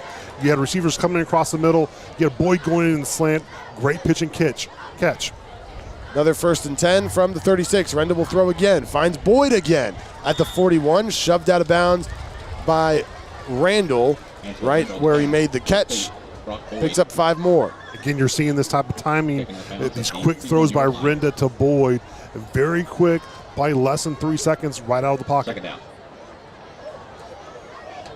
Same formation, 2 receivers to each side.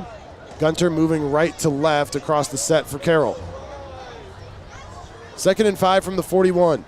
They give it to Penn. Big hole up the middle. Hit there, though, and driven backwards by this Broncos defense. And off goes to Davis Penn. They'll give him forward progress of about 2 yards to the 43. Kola Oladinde on the stop. 3rd down. 3rd and short here. 2 receivers each side. This time they're stacked with the ball on the right hash. Linebackers with wide splits for Legacy. Renda will throw. Flushed out to the right, rolls there, complete across the 50, and stepping out of bounds immediately is Blake Gunter at the Legacy 49. Again, a little rollout by Renda to the right, finds Blake Gunter in between the safety and the linebackers. Great job by Gunter coming back and getting the ball and getting the first down. Good for another Carroll Dragon first down. So just inside Broncos territory at the 49, a first down for Carroll with two receivers to the right, Gunter the H-back to the right. They fake the handoff to the running back. Renda's going to throw down the right sideline, has Gunter open. He makes the catch inbounds and is shoved out inside the 15. Blake Gunter.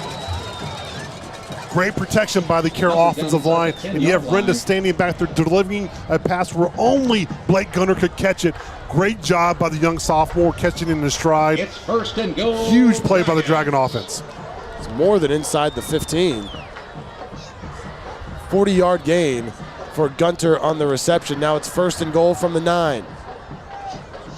On first down, they give it to Penn. Juking his way up the middle inside the 5, down to the 2.5-yard line goes Davis Penn. Great job by Davis Penn. In a little inside zone in between Kerry Clayton, the center, and Nathan Rocky, the right guard, finding his cutback lane, almost punching into the end zone. Dragons going hurry up here on second down. Penn again. Pulls through a defender and into the end zone for the touchdown, his second of the night. Great job by Davis Penn. Again, did the same play twice in a row, finding the cutback lane, getting into the end zone.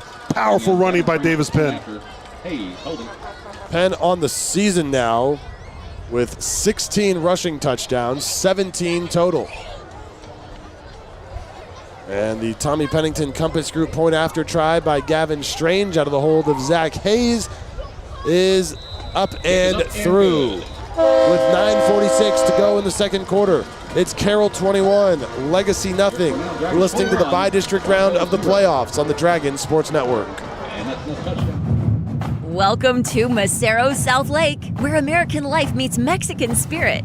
Experience our renowned Mexican-inspired dishes, featuring Tex-Mex classics, inventive salads, a variety of seafood, and our award-winning cheeseburger. But save room for dessert, and we offer a wide selection of curated cocktails, over 20 wines by the glass, and refreshing, vibrant mocktails. At Macero, we're more than just food and drinks. We're an entire experience. It's sharing laughter, spending time with family and friends, and creating new memories. Whether you're looking for a pre- or post-game meal, weekend brunch, or any queso craving weekday, join us in the shops of Southlake.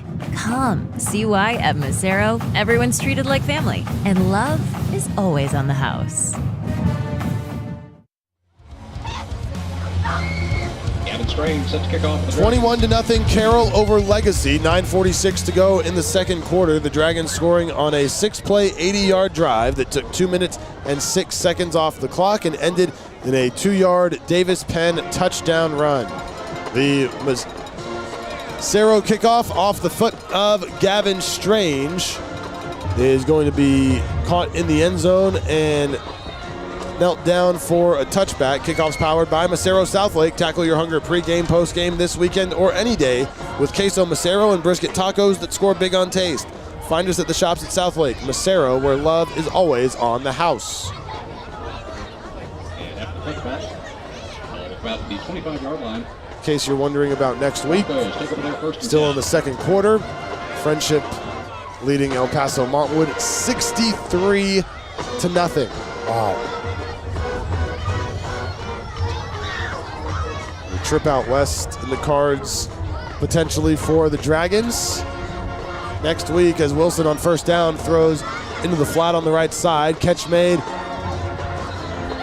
at the 27 and a lot of running room up the right sideline for finally going out of bounds was Carr. It's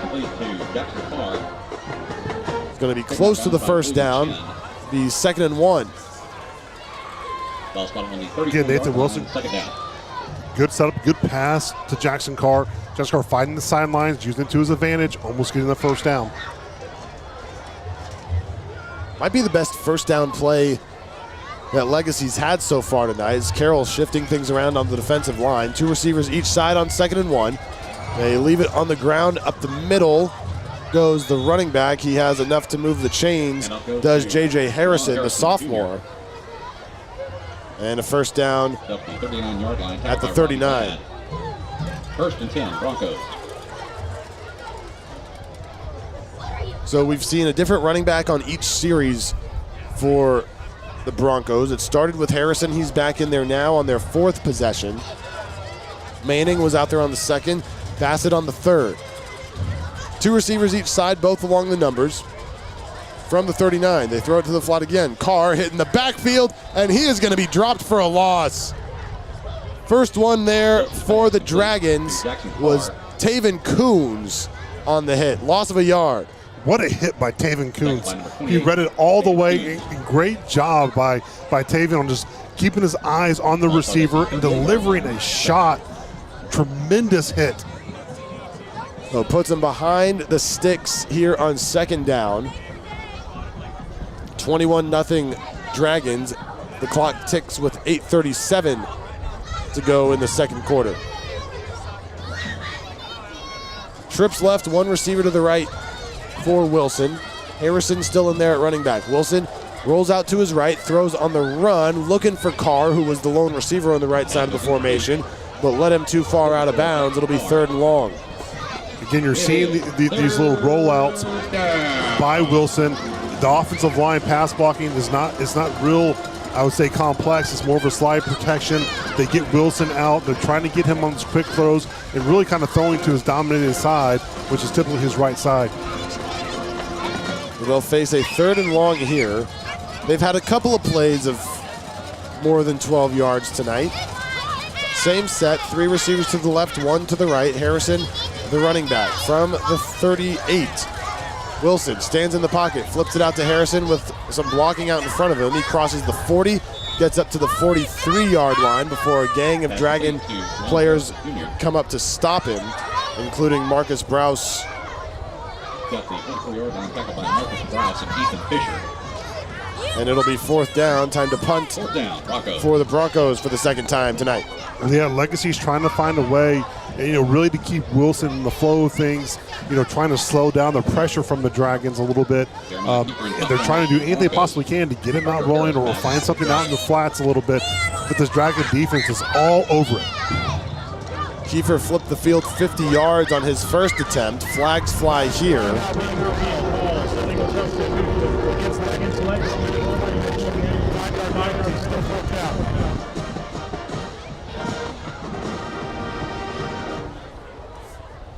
Second time that Legacy's called for 12 men on the field tonight. Called on for it before their first offensive snap of the game. And are flagged here again, moves the ball back to the 39. Parker Harris back to receive for Carroll. Kiefer gets it away. Much higher end-over-end kick this time, but it lands out of bounds along the Carroll sideline. We'll see where they say it crossed the boundary. And they're going to mark it at about the 40. They're still walking. 44-yard line is where the Dragons are going to take over here with 7.5 minutes to go in the 2nd quarter. Oh, there's a flag back behind the play. Around the spot where Kiefer would have kicked the ball.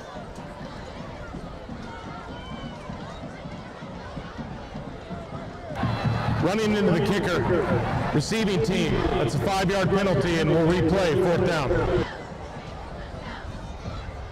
Just going back and forth 5 yards at a time here. Kiefer will punt it again as Carroll looks to collect its return group to get back onto the field. Kiefer certainly might want a second try at that. Didn't turn the field much on that kick. Mentioned he had a 50-yarder on his first for the season. Has averaged about 32 yards per punt. 3rd time around. Spiraling kick this time. Fair catch called for by Harris down at the Dragon 23-yard line, and that's where the Carroll offense will return to the field. 39-yard punt that time for Kiefer. And Carroll looking to add to its 21-0 lead here. 7:29 to go in the second. If you're this Legacy defense, you've got to find a way to make a stop or get some type of turnover here to pump some life in this team, not only defensively but offensively. It's just running a little flat for the Broncos right now tonight. Gunter in motion right to left. Two receivers left side, one to the right. Penn, the running back, alongside Renda. They fake it to Penn. Renda keeps it, jukes a defender at the hash, crosses outside to the numbers, and stumbles his way forward to the 33-yard line, just keeping his balance for an extra few yards to get close to the first down marker, and they will give him the first. Again, finding Angel in those legs, getting behind that offensive line. Nathan Dumrocky pulls out to the left, and Angel just follows Big Nathan. And great job by Renda just finding the sticks, getting the first down. On first down at the 34, Renda will throw here, goes over the middle, has Gunter open across midfield.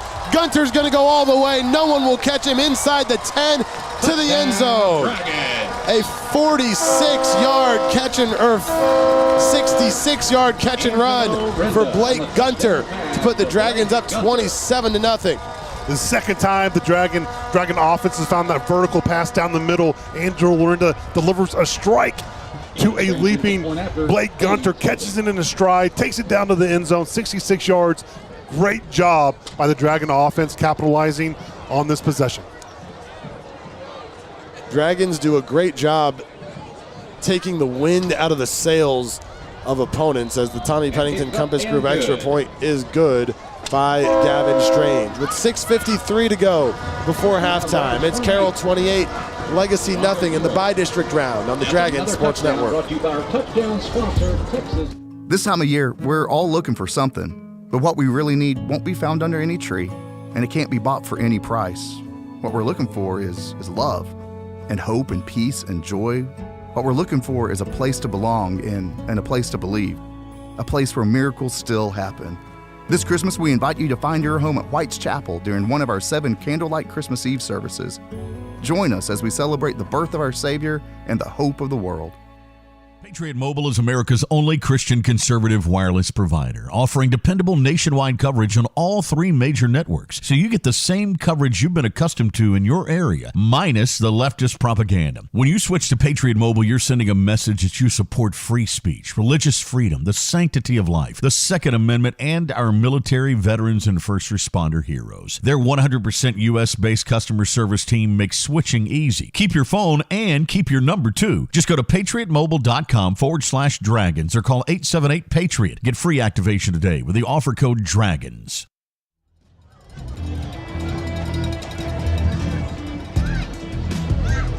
The Massero kickoff for the Dragons, another touchback as Carroll leads it 28-0, 6:53 to go in the second quarter. Kickoffs powered by Massero Southlake. Tackle your hunger pregame, postgame this weekend or any day with queso Massero and brisket tacos that score big on taste. Find us at the shops at Southlake. Massero, where love is always on the house. Blake Gunter, a 66-yard touchdown reception for Carroll's 4th score of the night. I think this is a career day for Blake. Over 100 yards receiving, I believe 113 for the day, Chris. Tremendous job by the sophomore. On first down, Wilson going to keep it, bouncing his outside to the right and runs out of bounds along his own sideline after a gain of 2. This is where it becomes really tough for Legacy. You don't have really a deep threat. You don't have the ability to really move the ball down the field quickly. They're going to have to play catch up here and put some points on the board to even be competitive here in the rest of the second quarter. The 2nd and 7. Ball at the Legacy 28. 2 receivers left, 1 to the right. Fullback into the game on the right side. They fake it to Harrison, throw over the middle, intended for Lewis, but it falls incomplete. In coverage for the Dragons was Luke Bussman. A great job by Luke Bussman, just following the receiver and getting great contact right before the ball got there. Great job breaking up the pass. Another 3rd and long for Legacy. It's 3rd down. Broncos have had a couple of opportunities to get a little momentum going. Once when they went forward on 4th and short and were stopped. A second time on the first play of the second quarter when they tried to springboard off of a big gain and take a shot at the end zone, and it was intercepted. 3rd and 7 here. 3 receivers left. Wilson has time, steps up in the pocket, feels pressure coming from behind, throws over the middle, and it is caught. Tough grab by Dre Lewis going over the middle with Luke Langford draped all over him.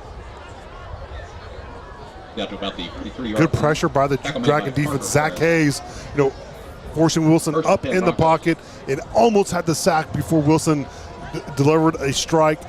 Good play by Legacy on getting the first down. First down at the 43. Dragons switch to 3-down linemen here. Harrison gets it, running up the middle, spins out of a tackle across the 50, across the 45 into Carroll territory. Flag comes in. Actually, John Bassett into the game at running back, number 21. But a flag comes in towards the end of this one.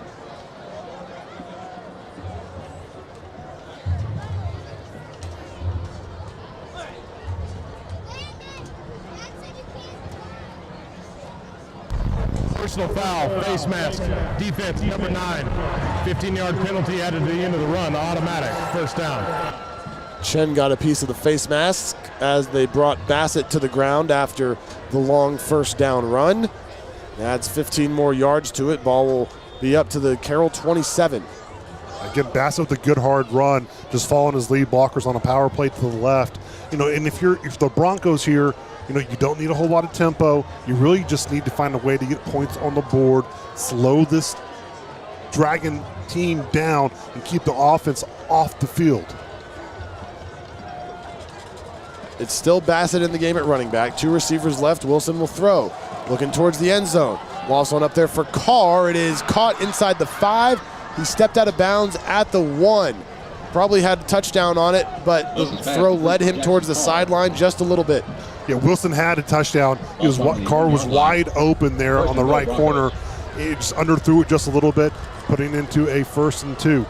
Give it to Harrison on 1st and goal. He plunges up the middle for the touchdown, and Legacy is on the board. It is 28-6 Carroll. Exactly what Legacy had to do here. They had to respond. They had to get some type of points on the board to make this game relevant. A great execution. Now, I'll tell you a little bit of help with that Dragon defense with few penalties to help this drive get down the field. But good, again, can't take away the execution from Legacy. 5:31 to play in the second. Kiefer on for the point after try, and he knocks it through. 5:31 to go before halftime. The score now, Carroll 28, Legacy 7 in the bi-district round of the playoffs on the Dragon Sports Network. Feed Store Barbecue on Whites Chapel Boulevard in Southlake's been serving up great food to Dragon fans for over 20 years. Chopped brisket, pulled pork, and their signature ribs are just some of the reasons that people in Dragon Nation love Feed Store Barbecue. Call-in orders are welcome. They'd be happy to bring it out to your car if you want them to, or your truck. Order online at feedstorebbq.com and go Dragons.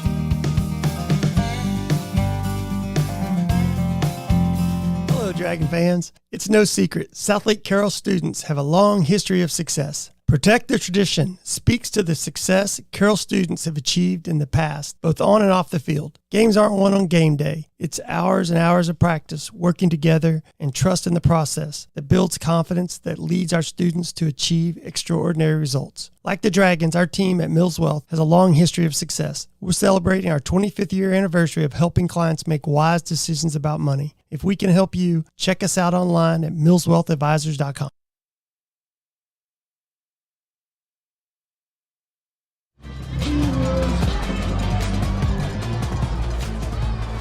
Kickoff is short for Legacy, fielded by the Dragons at the 25, running along the right sideline with a lot of room to run is Luke Bussman inside Legacy territory. He's taken down across the 30-yard line. A huge return for the Dragons. They're going to say stepped out of bounds a little earlier. Yeah, it seemed to look like a pooch kick of some kind. Great heads-up play by Luke Bussman. And what I loved about Busman on that run is when he got to the sideline, Chris, he switched hands to his right hand so he couldn't get a strip. Great awareness by the young man on getting the ball past the 50-yard line. Again, the Dragons already threatening. Kickoff's powered by Mancero Southlake. 2 receivers each side. H-back lined up to the left, empty backfield for Renda here on 1st and down from the 41. 28-7 Dragons, 5:22 to go in the second quarter. Renda flushed out to the left, under pressure, now is going to tuck it and run, and goes out of bounds along the Broncos sideline at the 36, picked up about 5. Hey, great coverage by Legacy. Not much pressure, but again, getting Renda out of the pocket a little bit, picking up about 5 yards here on 1st down. 2nd and 5 from the 36. They stay with this empty set. Gunter lined up at tight end on the right side. 2 receivers each out wide. But before the Dragons snap the ball, That's their first charge timeout of the first half. Riley Dodge is going to take a timeout. We will take a quick one with them as well. 5:13 to go in the second quarter. It's Carroll 28, Legacy 7 on the Dragon Sports Network. Hello, Dragon fans. Julie Walter here from the Baker Firm, Fidelity National Title, located right here in Southlake. It's Dragon football season, and as a mother of 4 former Dragons, I truly know how busy our fall schedules can get. At the Baker Firm, we provide great customer service with our knowledgeable escrow team, and we pride ourselves with a boutique-style title office that will close our customers anywhere in the DFW area. So, as you get ready to sell, buy, or refinance your home, be sure to tell your local agent or lender you want to close with the Baker Firm, and you are sure to score a touchdown.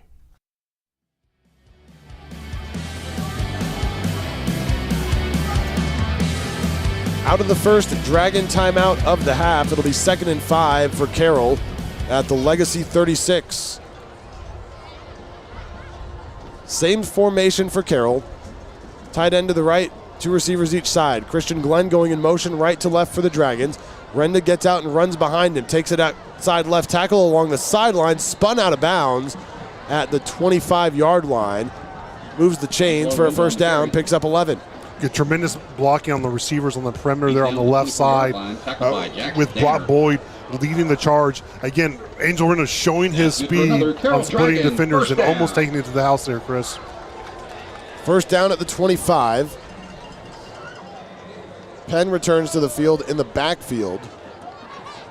Gunter, the lone receiver, to the right. Knowles and Boyd out wide to the left, with Fraga in the game at tight end on the left side. They give it to Penn from the 25-yard line. Bursts through the line, gets the 1st down across the 15, and an 11-yard gain for Davis Penn. And that'll be another Carroll 1st down. 15 to 14-yard line. Great job by Penn on just an inside zone, hitting the front side in between the blindside brothers with Luke Wilson and Trent Wilson, left tackle and left guard. Great, powerful running by Davis Penn. 1st down at the 14. Dragons lead by 21, 28-7, under 5 minutes to play in the first half. Renda gives it to Penny, flips it to Boyd, running in motion left to right. Boyd inside the 5, dragged down there just shy of the goal line as Brock Boyd utilized in the running game here and gets all the way down to the 1-yard line. He's down to about the a little trickery by the Dragon offense. Great job on Boyd coming back on the end around, on the reverse. Good job almost getting into the end zone. Again, we talked about powerful running. Great job by the young man almost getting into the end zone. He does have 1 rushing touchdown on the year. And Chris, you got to love it. You got to see Angel Renda out there as a lead blocker. Dragons will put a priority on blocking no matter what the position as they hand it to Penn, spinning into the end zone for the touchdown on 1st and goal. Davis Penn gets into the end zone for the 3rd time tonight, and Carroll's lead is 34-7. Inside zone, hitting on the backside. Powerful running by Davis Penn in between tackle Luke Wilson and guard Trent Wilson. Gets in the end zone, carrying defenders with him. Tommy Pennington Realty Group The Tommy Pennington Compass Group point after try from Gavin Strange.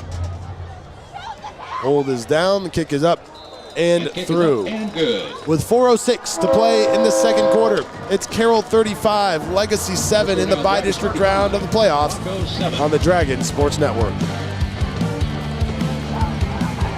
Are you considering buying or selling your home in Southlake? I'm Kim Bedwell with Briggs Freeman Sotheby's International Realty, and I would love to assist you. Recognized as one of the top professionals in Southlake by both industry peers and clients, I am a proud mother of 2 dragons and have been a resident of this amazing community for over 20 years. I know Southlake inside and out, and I am committed to ensuring your real estate journey is seamless and successful. You can find me at kimbedwell.com. Kim Bedwell Real Estate, delivering the highest level of experience and results in Southlake and beyond. Go Dragons!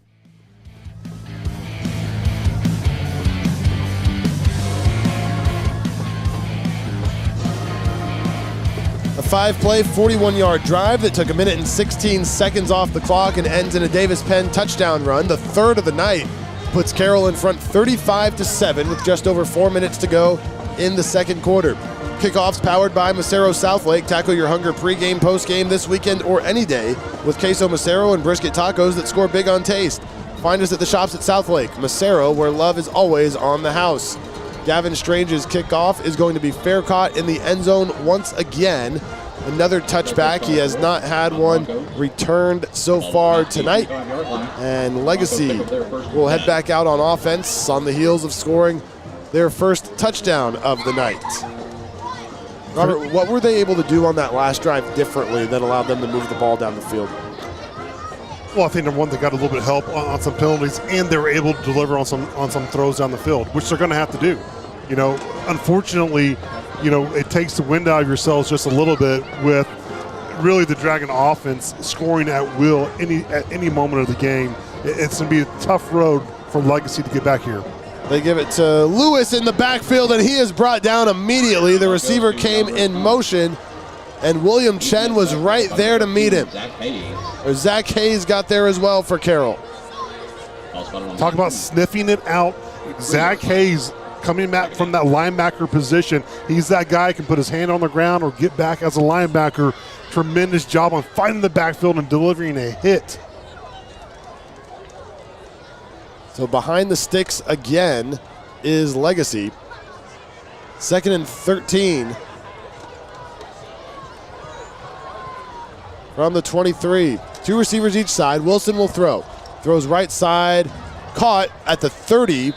Falling out of bounds is Jackson Carr, driven out by Busman. Yeah, Wilson's finding some success here, especially with Jackson Carr here. They're playing, they're syncing well together as QB and receiver, finding him on the sidelines, on the right sideline.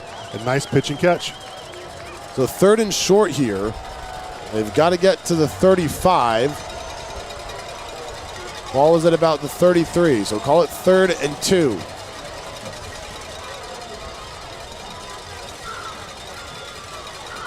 Harrison, the running back, 2 receivers each side, ball on the right hash. Chen showing pressure from the right side. Some movement up front, and it's going to be a false start.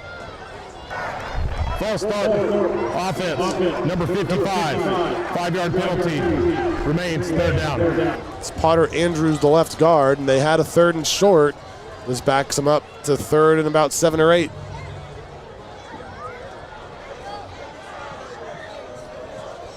Again, devastating penalty for Legacy.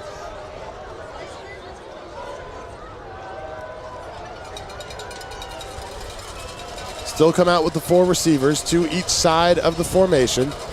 Carroll showing a little pressure off the edge. They bring the house. Wilson flushed out, back to his own 15, and is just going to throw it away. The nearest receiver was Carr, but he is taken down all the way back at the 10. See William Chen back there helping him up. Nice show of sportsmanship by the Dragons, but it is going to be 4th. It'll be 4th down. But again, usual suspects, Robbie Ladd and William Chen, consistently putting pressure in big-time situations, and this is what this Dragon defense has been doing, what they've been developing all year long. So they do end up calling intentional grounding as Wilson was just trying to get rid of it. He did so. And is called for intentional grounding. So now Kiefer will punt from his own goal line. Harris back to receive. Carroll almost gets there. Harris going to field it at the 37. Surge forward to about the 29-yard line. And Carroll will take over in great field position there. Great job by the Carroll defense. Almost had that block punt. And they've been close a few times tonight. Again, special teams executing. Not a whole lot of field flipping in terms of legacy on their punts tonight, and is putting the Dragon offense in excellent opportunities to find the end zone. 3:04 to go in the second. Carroll leading 35-7 over Mansfield Legacy in the first round of the playoffs. Dragons will get a chance to maybe add one more touchdown to the total before halftime. Receiver goes in motion left to right. That's Knowles. Two receivers to the right. Gunter now motions out from the H-back spot. Fake it to Penn. Renda pump fakes, throws down the seam for Gunter into the end zone. Touchdown. His second of the night. Carroll leads it 43-7. Motion has been a big problem for this Legacy defense on this Dragon offense. They're moving players up and down the sideline here and creating opportunities. They had an opportunity for Brock Boyd there on the sidelines, but went deep to Blake Gunter. Again, second touchdown for the sophomore. 41-7. Got a little excited, gave him 2 extra points. Tommy Pennington Compass Group point after try off the foot of Gavin Strange. Upcoming. It is up and through. So Gunter And the Gavin Strange kick is good. had 3 touchdowns in the regular season, has 2 tonight. And his second gives Carroll a 42-7 lead with 2:59 to go before halftime. You're listening to the bi-district round of the playoffs on the Dragon Sports Network. Hey Dragon fans, it's Tommy Pennington here with the Tommy Pennington Realty Group at Compass. Do you think you need to do improvements to sell your home? Start planning today. Inquire about our Compass Concierge program. It's the hottest program in real estate where our broker will pay for the improvements at zero cost to you. Call us today at 817-416-9000 or check us out on the web 24/7 at calltommy.com. So from my Dragon fans to yours, CallTommy.com. Go Dragons!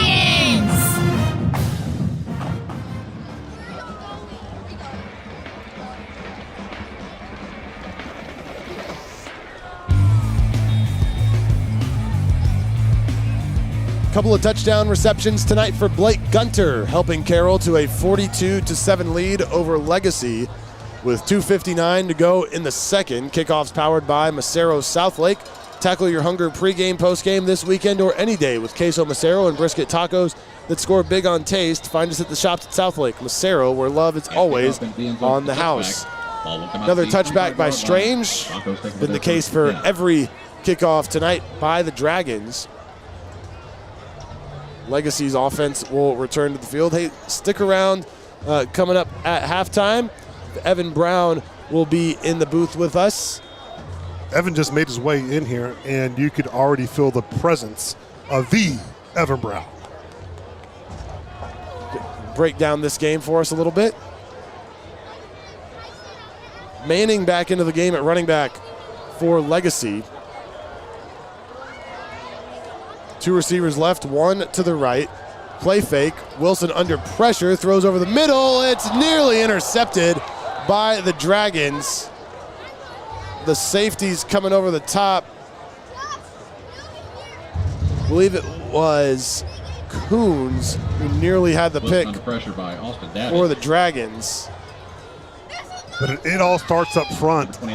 That wouldn't have been possible without Jake Lucky getting in there and getting some dominating pressure, getting past the offensive lineman, putting a hit on the running back, then pursuing the quarterback, and then you have Van Dorsler on the end trying to finish it up, creating the arid throw by Wilson. 2nd and 10 from the 25. Again, Manning at running back, 2 receivers each side. Dragons back to 4 down linemen here. Low snap, he picks it up, rolling out to his right. Gets around the end along the far sideline, out of bounds. He's dragged down there. chased out by Zach Hayes. Great pursuit by Zach Hayes. He's coming from the opposite side of the field, chasing down a very athletic Nathan Wilson. And Wilson gets out of the pocket. He can run. He's got some wheels. It's something that Coach Munn was aware of for the game, saying we've got to keep him contained because he can get out of the pocket and run just a little bit. 3rd and 5, 2:44 to go in the second. And Carroll with a chance here to get the ball back with plenty of time to go down and score again.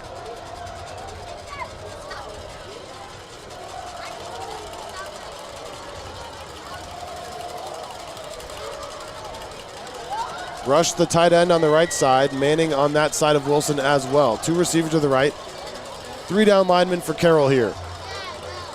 They rush 4. Wilson back to throw under pressure. Running for his life out to the left side. Gets across the 25. Out of bounds at the 31-yard line. And it'll be 4th down. Nathan Wilson on the carry. Picked up maybe a yard. Again, a 3rd and longer situation, and you're putting pressure William Chin on the tackle on this legacy offense from the D-line, the front 4. We've seen it all night, and this is what they had to do consistently, and they're absolutely doing it tonight. So Kiefer on to punt again. Harris back to receive, standing at the Dragon 40. Parker Harris back to the Dragon. 42-7 Carroll. 2:35 to play in the second quarter. And whistles before the ball is snapped.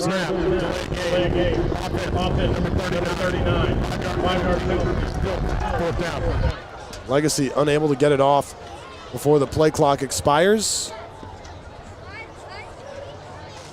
Looking around some of the other games in our area tonight. The other teams from Carroll's district in the playoffs. Northwest taking on Crowley, the 4th-ranked team in the state, or 3rd-ranked team in the state, I should say. Crowley leading at 30-7. Harris calls for the fair catch, lost it at the 49 of the Dragons, and I believe he was the first one to fall on it. He is, and it will be Dragons ball. Parker Harris makes the fair catch.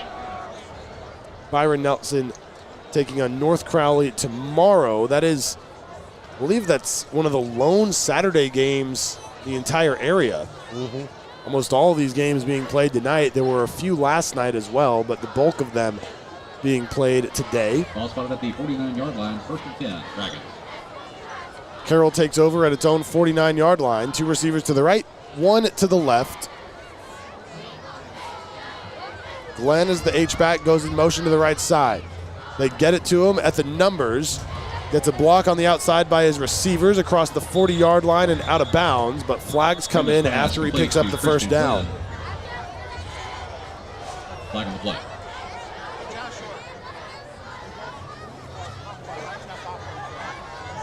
And it's been a busy night for the referee. Holding offense, number 5. 10-yard penalty from the spot of the foul. Replay, first down. Gunter called for the hold. We've heard from Ryan Vance a lot tonight. More penalties than we typically see by the Dragons. A few holding calls, but again, that's a lot that's relative to physical play. And again, if we didn't see it, Chris, it didn't happen, right? Exactly. Offensive linemen don't believe holding exists. We can talk more about that with Evan coming up. Evan will agree with that. 2 receivers each side, 1st and 20. Carroll completes this one along the near sideline to Brock Boyd. He goes out of bounds. Brenda's pass complete to And Brock Boyd. they pick up most of it and then some. Gain of about 16 up to the 45. Taken out of bounds Again, by Angelo Reno staying in the pocket, showing the poise, delivering a strike on a core route by Boyd, getting upfield. Again, we're seeing Boyd or Gunter tonight. Second down. Those are the flavors of tonight. Trips left, 1 receiver to the right side. That's Boyd all by himself over there. Penn to Renda's left in the backfield. They get it to Boyd. Short throw on the right side. He is again pushed out of bounds, but not before he picks up the first down And this pass complete. to Brock Boyd. the 37. Again, Andrew's loving the right side of the sidelines with Boyd, throwing in a tight spot. Again, the coverage on Legacy, they're playing a simple cover 2, a little soft on the corners, is giving the room for Brock Boyd to sit down on his route and Renda deliver a strike. Boyd up to 9 catches tonight for 118 yards and is again isolated on the right side of the set for the Dragons. 3 receivers to the left. This time they give it to Penn, running up the middle, cuts it back to the 30, and that's where he's going to be dropped. A couple of yards shy of the first down marker. Again, coming in with a little tempo, those little inside zone there, right behind Kerry Clayton, Nathan Dumrocky. Again, getting back to the bread and butter. Legacy. It's their first time out of the first half. Jeff Hulme just wants to slow down this Carroll offense a little bit, takes a timeout here near the end of the first half. We will take it as well. 1:27 to go in the second quarter. Carroll 42, Legacy 7 on the Dragon Sports Network. Hey, Dragon fans, this is Robert Clayton with the Clayton team at Clayton Real Estate. Karen Young and I have been proudly serving Southlake for over 30 years in residential resale, family owned and operated, and former Dragons. Being a Dragon graduate, we truly understand what it means to be a Dragon. Tradition, excellence, and a winning team. That's what we provide our clients, the best service and experience in the industry with a winning tradition. Dragons representing Dragons. Call us today at 817-894-4152 or visit us on the web at www.dragonrealtors.com. Go Dragons.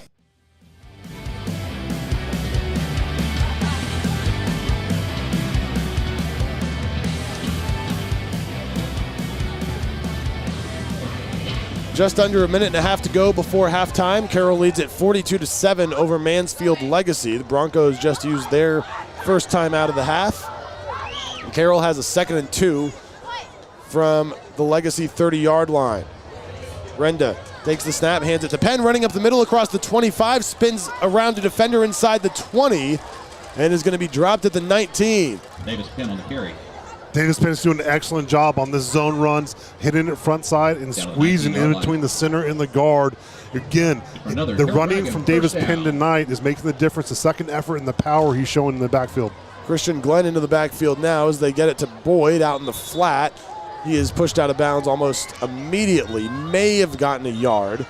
The helmet comes off one of the Legacy defenders as they pushed him out of bounds. Taken out of bounds by Landon Isbell. It was Landon Isbell. He'll have to leave the field for a play.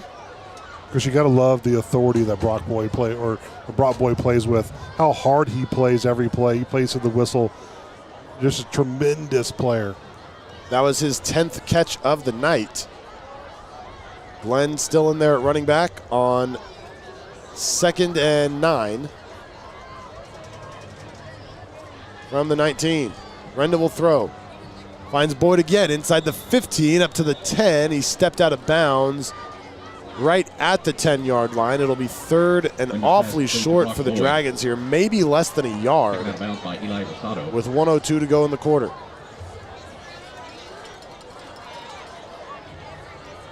Third down.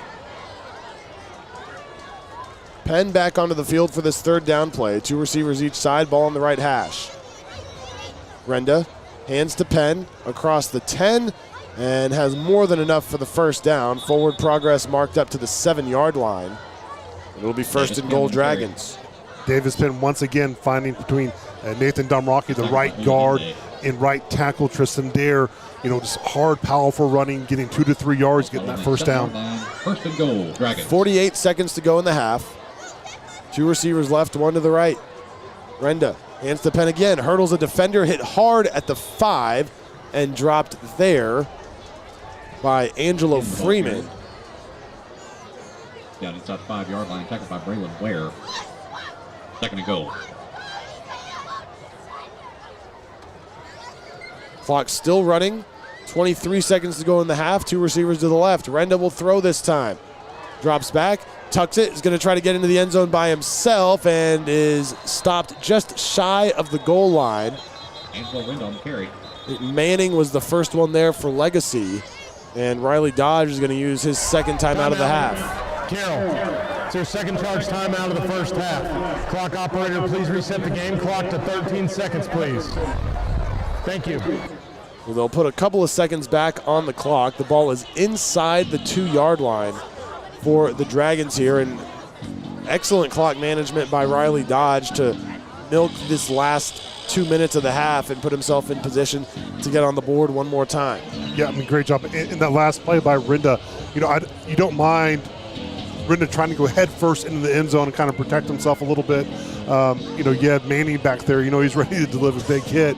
But, again, great job. I think it's been a great game overall. Just called by Riley Dodge in terms of what they've done on offense and then defensively too by Coach Munn. But I think the motion, the clock management, everything is putting them in great positions. And right now, if they can get another 7 on the board before the end of half, it's going to be very, very tough for a Legacy team to even try to compete in the second half. And coming up, we'll have the Feed Store Barbecue halftime show. Visit with former Carroll Dragon Evan Brown, former SMU Mustang, current Arizona Cardinal. As Carroll out of the timeout, 2 receivers to the right. Penn in the backfield alongside Renda. They hand it to Penn, plunging up the middle into the end zone and make it 4 touchdowns for Davis Penn tonight. And it extends the Dragon lead to 48-7. Again, we've seen Davis Penn all night hit that backside of that inside zone. He does a great job again behind Kerry Clayton and Nathan Domrocki, the center and right guard, and hitting the hole and hitting it with authority, relatively untouched into the end zone for a Dragon touchdown. It comes with 10 seconds left in the half. And Gavin Strange delivers the Tommy Pennington Compass Group extra point. Dragons lead at 49-7. 10 seconds left here in the first half. And talking about other games going on in 6A Division II, we told you that Hebron beat Prosper Rock Hill last night, 48-16. They will play the winner of Arlington Bowie and Dallas Jesuit. Right now, Bowie leads that game 21-14. Looking ahead a little bit in Carroll's portion of the bracket, that would be where the Dragons go in round 3. The winner of that Hebron game. Games last night in the playoffs as well. Some of the best teams in the area actually played last night. DeSoto 63-6 winners over Colleen Shoemaker. Frisco Lone Star, one of the best teams in the state in 5A, 59-7 over WT White. South Oak Cliff 52-14 over Terrell last night, also at the 5A level.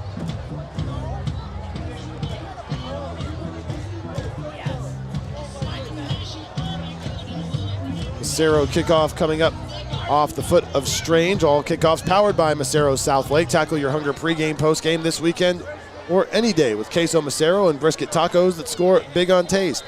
Find us at the shops at Southlake. Macero, where love is always on the house. Kickoff sends a few of the Emerald Bells moving out of the way in the back of the end zone as it sails through for another touchback. And think maybe one snap here for Legacy will bring the first half to a close.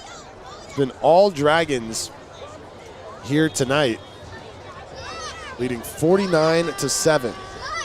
Just a suffocating effort by the Dragons, offensively and defensively.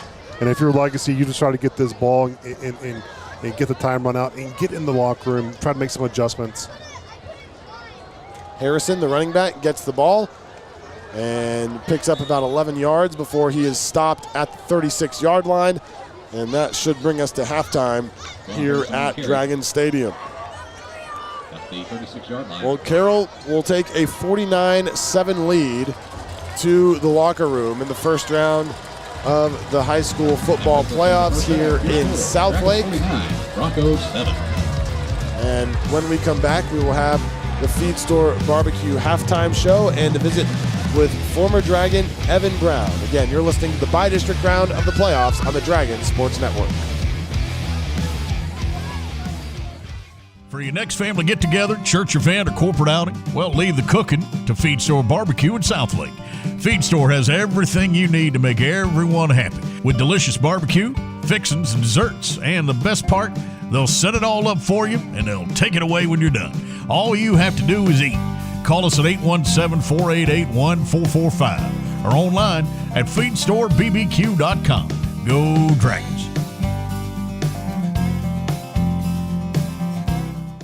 Dr. Angela Bowers would like to invite you to visit Southlake Dermatology, which serves patients throughout the Metroplex in medical, surgical, and cosmetic dermatology. We recommend always using a zinc oxide sunscreen, such as Elta MD, and utilizing HelioCare, which is a sun protective pill. We have seen the incidence of skin cancers on the rise, including melanoma, which is the most harmful type. With yearly skin checks, we will be able to find skin cancer much earlier. Read about skin cancer and sunscreen options online at southlakedermatology.com.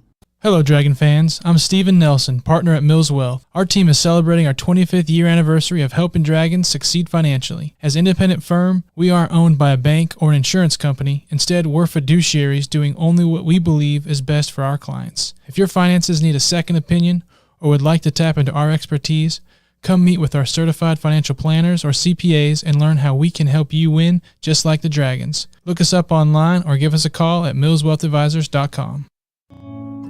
This time of year, we're all looking for something, but what we really need won't be found under any tree, and it can't be bought for any price.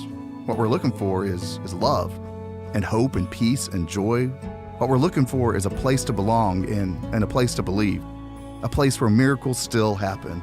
This Christmas, we invite you to find your home at White's Chapel during one of our 7 candlelight Christmas Eve services. Join us as we celebrate the birth of our Savior and the hope of the world. Welcome to Macero Southlake, where American life meets Mexican spirit. Experience our renowned Mexican-inspired dishes, featuring Tex-Mex classics, inventive salads, a variety of seafood, and our award-winning cheeseburger. But save room for dessert, and we offer a wide selection of curated cocktails, over 20 wines by the glass, and refreshing, vibrant mocktails. At Macero, we're more than just food and drinks. We're an entire experience. It's sharing laughter, spending time with family and friends, and creating new memories. Whether you're looking for a pre- or post-game meal, weekend brunch, or any queso-craving weekday, join us in the shops of Southlake. Come see why at Macero, everyone's treated like family, and love is always on the house.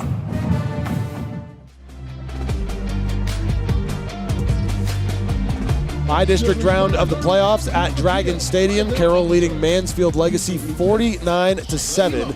As we welcome you into the Feed Store Barbecue halftime show. Chris Blake, Robert Clayton. And Robert, we've got a special guest in the booth here at halftime. We've got a fellow big man in Evan Brown.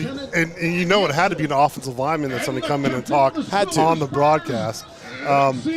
But, you know, the crowd out there in the Southlake community now, if you don't know a lot about Evan Brown and who he is and what he did at Southlake, I just want to take a moment and kind of recap a little bit of his legacy that he left at Southlake. Evan was a first-team All-State offensive lineman. He was Dave Campbell's first-team All-State player. He was part of the Star Telegram Super Team. He was part of the North Texas All-Star Team. And this is one of the greatest stats. He was a finalist for the LaDainian Tomlinson Offensive Player of the Year. And we're talking about all offensive players, and he was a lineman. Just an incredible job at all area, all region. He was rated as the number 44 offensive guard coming out of the country or out of high school. You know, he went to SMU, had a stellar career. He was a 4-year starter at SMU, went on into the NFL. And I believe he can probably correct me, but he's going on his 7th year in the NFL, and he is the starting left guard for the Arizona Cardinals. And, you know, just an incredible young man. And I've had a chance to know Evan for a very, very long time.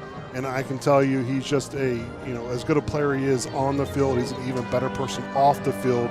And so, Evan, welcome. Thank you for coming up. Oh, no, absolutely. Glad y'all have me on, and happy to be here. Well, the Arizona Cardinals on a bye week this week, so that's why you have the opportunity to come back to Southlake. We have a lot of ground we can cover with you, depending on how gracious you want to be with your time. But I mean, just to get started, you guys 6-4. NFC West is tight though this year. What's the outlook? How do you feel about the chances with a lot of division games coming up still the rest of the year? Yeah, I think started off a little shaky, obviously in the season, but we've kind of found our little stride, put a couple together. But as the old saying goes, nothing really matters except the next one. So we're just focused on bye week, a little bit of time away, not time off, and then once we get back, it's on to Seattle. So for week 12, and one game at a time, one day at a time. You're obviously back here during this week. How have you spent it? What have you got an opportunity to do while you're back here in Texas? Yeah, I got back on Wednesday. Checked on the house, did a little bit of yard work and stuff. Some little things like that. Saw a couple buddies who live in the area, and then came out to support the homeschool here, and then going to a SMU game tomorrow to support the college, and then back on Sunday. Well, awesome. Evan, I saw you on the field, and it was pretty great. We had DYF night here tonight, and I know you're a DYF alum, and you had the opportunity to kind of see a few of those players out there. And I want to take a moment just for the community to hear a little bit about how DYF impacted your career, Evan, and what did you say to those guys down there?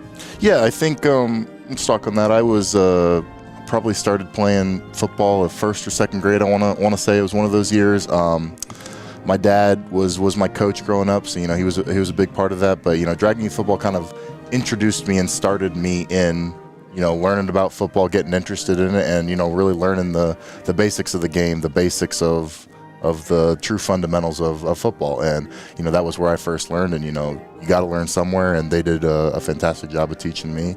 And I kind of just was down there just talking with some of the kids and answering any questions they had about whatever they wanted to ask me, what my day looks like as a football player, what I do with off time, and can I catch a football, stuff like that. So I don't know about catching, but I can block somebody for sure.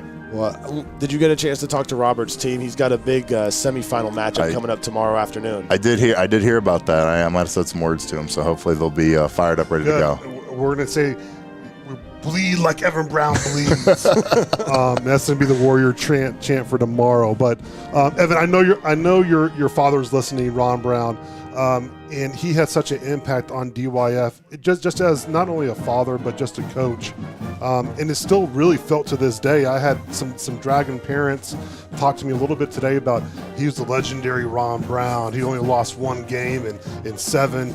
I'm going to say 12 years. I'm going to say let the legend grow. Oh boy, don't blow up his ego too much here. but honestly, as a kid growing up here, sometimes we take it for granted. But what type of impact did your parents have on your career? Yeah, they were both super influential to me. I'll start with my dad. He was kind of my introduction into sports, introduction into a lot of things. Taught me a lot of everything I know when it comes to the weight room and the football field, early on, and instilled a great work ethic in me, I'd say. Was out there making me push a truck around the neighborhood at times when I was younger, when I really didn't want to, but I know he was doing it for the betterment for me, and ended up working out well for me. And then my mom was kind of that second voice and keeping his head cool most of the time, and talking to me on call her the wrong whisperer. There you go. She could whisper it. There you go. And it was God damn. It's all good. But no, she was that calming voice. When times are tough and anything was going on, she was always there to talk to me and hear me out. So I think they were a fantastic duo in my upbringing, and I attribute a lot of things to them. Oh, absolutely, and they're tremendous people as well. And as a lot of parents here in Southlake, a majority of them are. I think with young athletes listening on this broadcast tonight to a former Dragon, maybe talk to us a little bit about your Dragon career, followed up into SMU and then professionally, and how does each level change in terms of competition and all those things, Evan? Yeah, I think I'll start with, it doesn't matter what level it's at. You're playing football. You've got the locker room with you. You've got the guys with you. You've got your brothers. You've got your boys.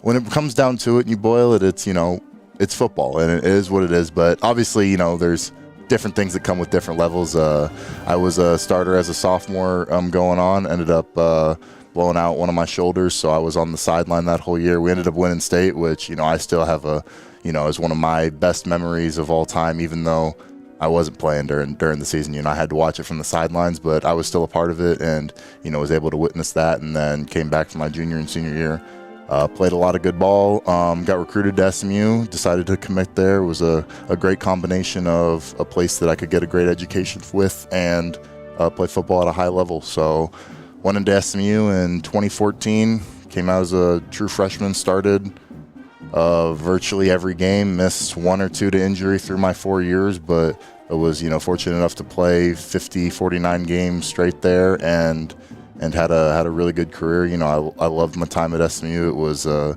place I got to meet my wife, Maddie, who we've just got married last year. And, if I wouldn't have that opportunity, I wouldn't have got to meet her. Look at you blushing. Look at you blushing. Oh, gosh. I love it. We're only on radio, too. I know. But, so SMU, great time for me. And then, finished up my career there on my last year, started training for the NFL. Didn't know what my opportunity was going to look like there. Ended up going undrafted to the Giants, and kind of just since then, I've just kind of put my head down and work. You learn that as an undrafted guy, you don't get too many opportunities, but when you do get one, you got to make the most of them, and that's what I feel like I've been able to do. So I bounced around a little bit early on, and found a place for myself at Detroit where I got my first true starting experience. That was probably 4 years ago now. And then, a couple years in Detroit, year in Seattle, and then just signed with Arizona this offseason and having a good year there. So it's been a lot of fun and wouldn't change it for the world. You mentioned that you played for several different teams in your career. Mm-hmm. What is, because I think a lot of us think of the NFL, you think, you see the stars and the guys that have long stints with individual teams, but your experience is probably one that a lot more guys have. So what goes into that commitment, that grind of, learning a new team, learning a new scheme in different seasons? Yeah, no, it's definitely tough. I've done it a good amount. It's gotten easy for me on just, understanding how to pick up a new scheme, how to pick up the new terminology, how to, dump something that you had learned previously when it came to, the terms and stuff, because, a lot of terms are reused again and, mean different things. So you got to, lock into what they mean for that organization. But yeah, it was definitely a grind early on. I kind of set goals for myself each year of, year one was just make a squad in any way possible, practice squad, active, whatever it may be, just, be around so I can learn and understand what's going on and just, better my game. I was fortunate enough to make the roster my first year and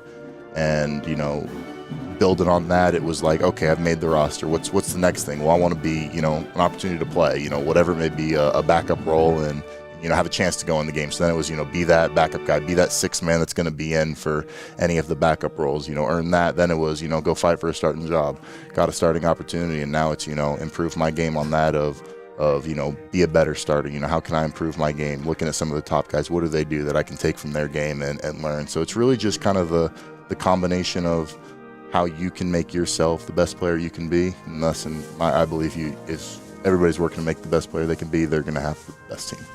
I'll tell you a little about what the scholar Evan is. And Evan, you can correct me if I'm wrong, but in college, didn't you have a second language as Mandarin? I did take a couple semesters of Mandarin. I have not practiced it in a long time. I hope you do not ask me to say anything. I am not going to push you on the spot because I don't even know that. Yes, yeah, I took a couple semesters. I took actually a couple semesters here at Southlake, and we had to have a language credit at SMU, so I decided to take that and took a couple more. When the NFL decides to do its first game in China, you'll be ready to go. We'll see. Well, good. Well, Evan, let's circle back to the Dragons. Let's talk about playoffs. You were in the playoffs 3 times as a Dragon, and this being the first playoff game. Number one, what do you remember about being in the playoffs as a Dragon, and what are some good memories you have? Man, a couple of things. Dyed hair, obviously. That's a signature of the brand. It's a great look looking at it, but man, it's just a tough look. It's not a pretty look, not a good look for the guys, but is what it is. It's symbolic of the playoffs, and you love to see it. The second thing that is, the black pants. You love seeing the black pants come out. You know what that means, and it's when games matter, and when games count, and when you're out there to make your money. Yep. So, but yeah, I just remember. I remember just, the year that we won state. I remember the specific times of, we were playing, actually, pretty sure it was on SMU's field. We got gray foxes running across the field as Kenny Hill's running down the sidelines to score, and we're recovering onside kicks to be down by only 6 or 4 and win the game, and just memories like that, they're going to stick with you forever. It's been, it's 13, 14 years for me, and I can still picture it in my head. So stuff like that, and then, it comes with the not so good memories. I remember my senior year, junior, I think it was senior year we lost to, junior year we lost to DeSoto, and senior year we lost to Trinity in Cowboy Stadium, and those will sit with you. Obviously losing's never fun, but it's still the memories that I got to make with all those guys who are still my friends today. Yeah. So it's just those memories together with the guys. I hear you on that, and luckily you don't have a partner like Chris that will continually remind you how old you are and tell you, I played back in the 70s, which was the late 90s, and so those memories just keep further and further apart. Years. Good gosh. But no, I think, incredible to have you back during your off week, and it's great to see you on the sidelines, really just kind of giving back to the program. You're a member of the Dragon Touchdown Club, and how important is it, really to help give back to the next generation of Dragons? What do you think about that? Yeah, I think it's huge. I think, school did so much for me, the community did so much for me with where it kind of propelled me into my life today, that any way I can give back, whether it's time, whether it's donations, whether it's speaking, whatever it can be, whether it may be, instilling words into the young kids today or whatever it may be, I'm more than willing to do, and I think it's a big thing to do. Awesome. Well, thank you, and thank you for your pledge to help out, and not only you help football, but it helps out all the sports within Southlake, and so very, very thankful for you. And so, last thing, the hot take: how far the Dragons going this year? I'm hoping all the way. I know I was looking at the bracket. I think now you never want to look ahead of games and anything, but I think we're going to print it down and say Evan Brown said it. I'm just saying that that round 5. I know that's one that we took an L last year. I know that we're going to circle that one, and when we get there, that's going to be one we're going to be ready for. I love it. See what happens after that. Awesome. Well, Evan, thank you so much for joining us tonight. A true legacy here at Carroll, and a legend in himself.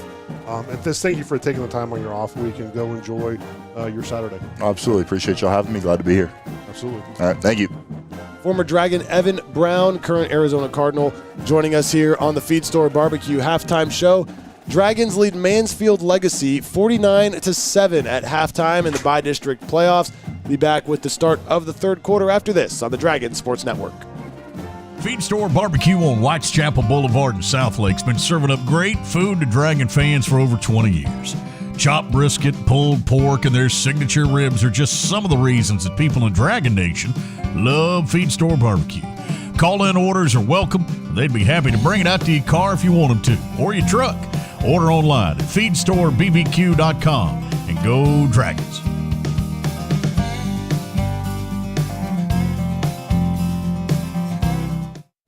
Hey, you Dragon fans, it's Julie Walter with the Baker Firm, Fidelity National Title in Southlake. I have some great news for all you homeowners. With school and football in full swing, this season will still be a great time to buy, sell, or refinance your home. At the start of football season, we will still see families moving into the Southlake area. Call your friends at the Baker Firm to get more information, and I promise you we will provide a smooth closing from beginning to end for your Dragon family. With our real estate attorney, Chris Baker, on hand 24/7, you will be sure to score a touchdown closing in our office. Protect the tradition with the Baker Firm. At AC Pros, we are a family-owned company that has been in business for 27 years in the DFW Metroplex. At AC Pros, we offer air conditioning and heating services, maintenance and sales, and we are a certified trained dealer.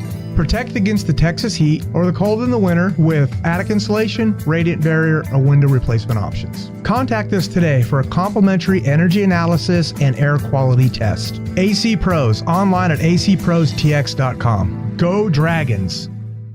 Patriot Mobile is America's only Christian conservative wireless provider, offering dependable nationwide coverage on all 3 major networks, so you get the same coverage you've been accustomed to in your area, minus the leftist propaganda. When you switch to Patriot Mobile, you're sending a message that you support free speech, religious freedom, the sanctity of life, the Second Amendment, and our military, veterans, and first responder heroes. Their 100% U.S.-based customer service team makes switching easy. Keep your phone and keep your number, too. Just go to patriotmobile.com/dragons or call 878-PATRIOT. Get free activation today with the offer code DRAGONS. The Dragon Den is your home for the best selection of Dragon fan gear in town. We offer many styles and sizes, and we're your Dragon Hat headquarters. 100% of your purchase supports our student athletes and UIL sports grades 7 through 12. We're open weekly during all home football games and most Tuesdays and Fridays 11 to 2. We're everything Dragon. Interested in volunteering with us? We need adult and high school volunteers to work during hours we are open. That's the Dragon Den at Dragon Stadium. Go Dragons! Hey everyone, this is Michael Baum, General Manager at Hearst and Louisville Autoplex. We are longtime supporters of all things Dragons. This season, if you want to show up to the game in style, come see me or Brees Higgins, where we have the largest selection of late model, high-end, pre-owned trucks and SUVs. As a family-owned and operated dealership, we'll treat you like part of our family. Come see us on either side of the Metroplex and get a new ride today. Shop us online 24/7 at HurstAutoplex.com. Go Dragons! You can trust your medical care at Southlake Dermatology. We have over 65 years of experience between Dr. Bowers, Dr. Tynard, and our 4 physician assistants. We treat a wide range of medical, surgical, and cosmetic concerns ranging from skin cancer, hair loss, rashes, increased sweating, and anti-aging. There are multiple new options for hair loss, such as Nutrafol supplements and PRP injections. View our services online at southlakedermatology.com.